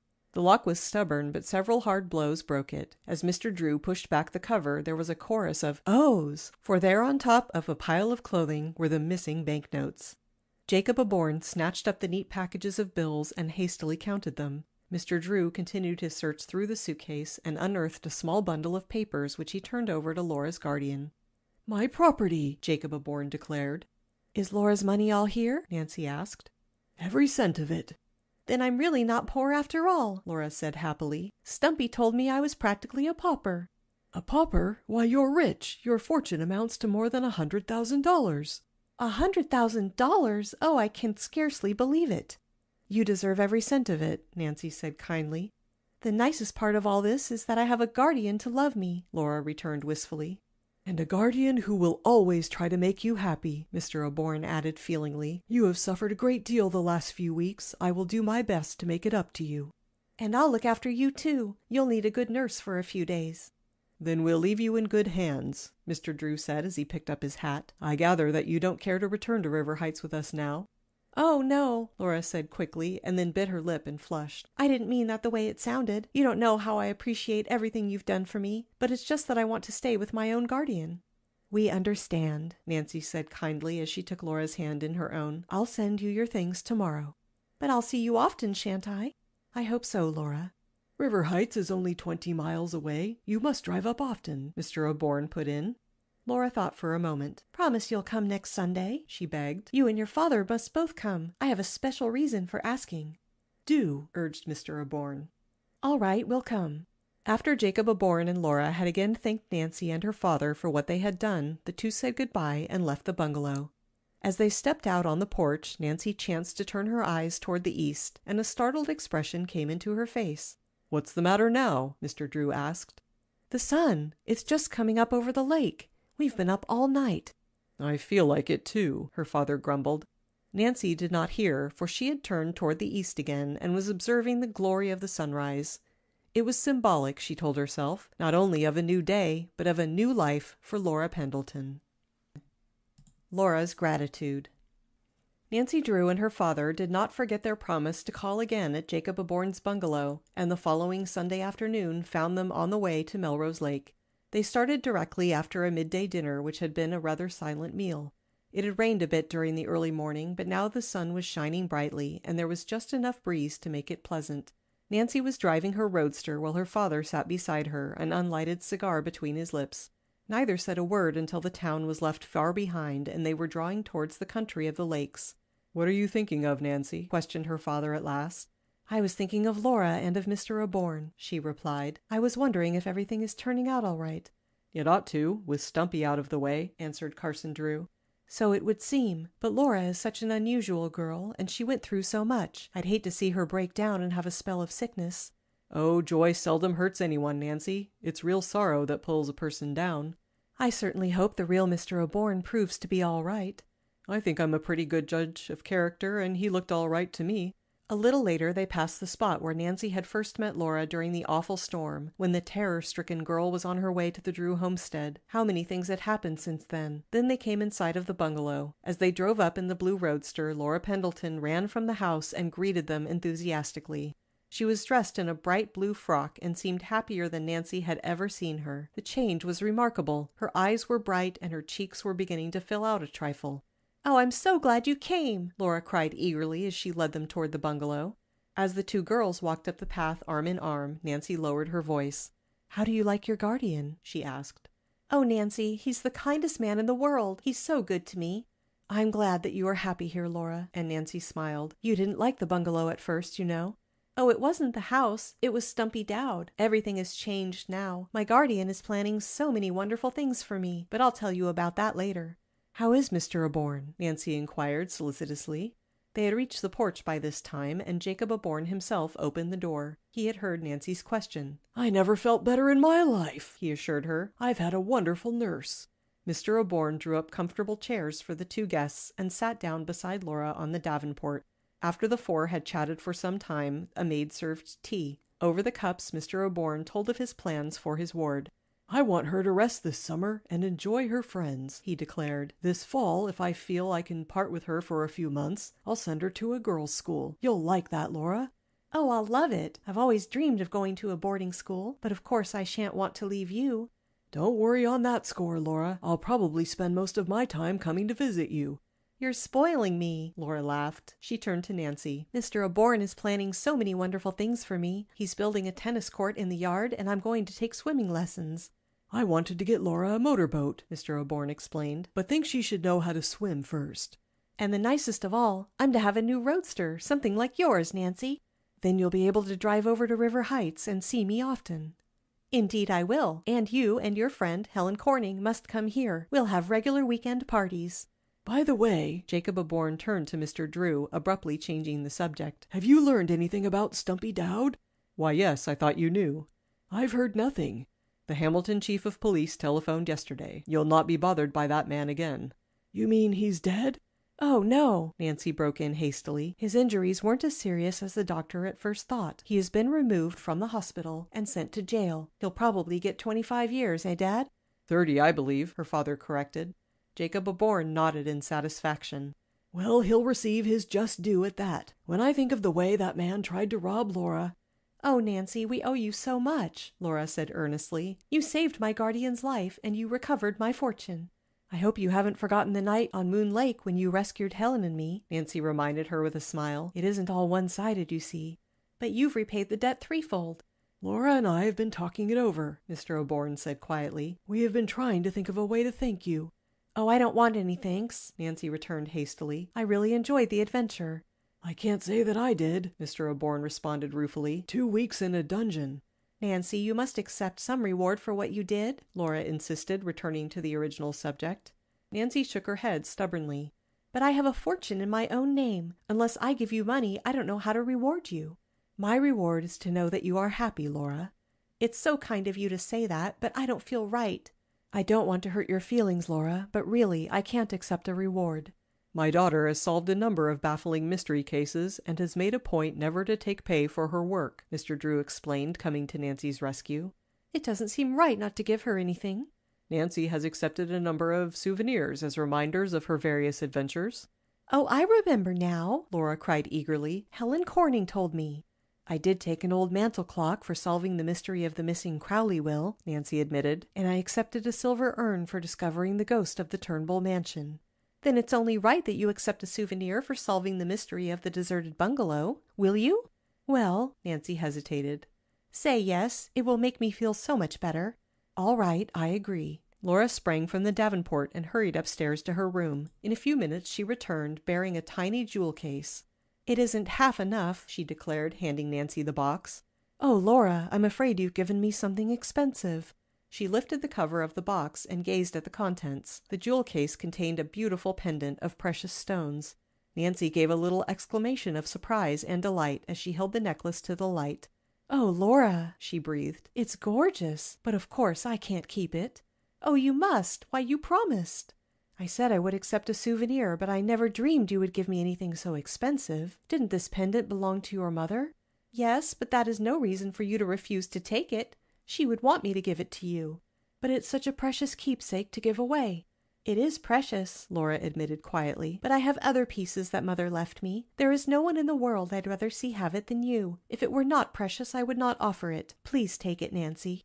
Laura's expression was so earnest and pleading that Nancy Drew could not find it in her heart to refuse. After all, she had given her promise. "I will keep it," she said with sudden decision, "and I'll always prize it highly." After that, the conversation shifted to less personal subjects, and the afternoon passed quickly.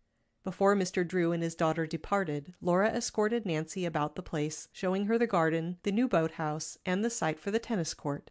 "Only a week ago I fairly hated this place," she said thoughtfully, "and now I love it." "A great deal has happened since that stormy night on Moon Lake when we first met," Nancy returned musingly. "As I look back, it doesn't seem possible we could have packed so much adventure into one short month." "No, it doesn't, but the adventures were mostly yours." "I seem to have a way of getting into the thick of things," Nancy laughed. "Oh, well, everything came out right, and the nicest part of all is that you have found a happy home." "And wonderful friends." An understanding silence fell upon the two girls, and for several moments they stood arm in arm looking out across the lake. Presently, as they slowly moved on again, Laura Pendleton turned to her friend with a twinkle in her eyes. "You've started quite a career for yourself, Nancy. I wonder if you'll have any more adventures." Nancy gave a tired sigh. "Oh, I think I've had enough to last me for the rest of my life." But in her heart she knew she had not. The love for mystery would always be with her, and Nancy Drew's adventuring days were by no means over. It was written in the annals of the future that before many months had elapsed she would be engrossed in a problem as puzzling as the Bungalow Mystery, a problem which would tax her mental powers and ingenuity to the limit. It is revealed in The Mystery at Lilac Inn. But for the present Nancy Drew was not pining for excitement or adventure. The prospect of a restful summer with Laura Pendleton and Helen Corning satisfied her completely. End of chapter 25. End of The Bungalow Mystery by Mildred A. Wirt Benson.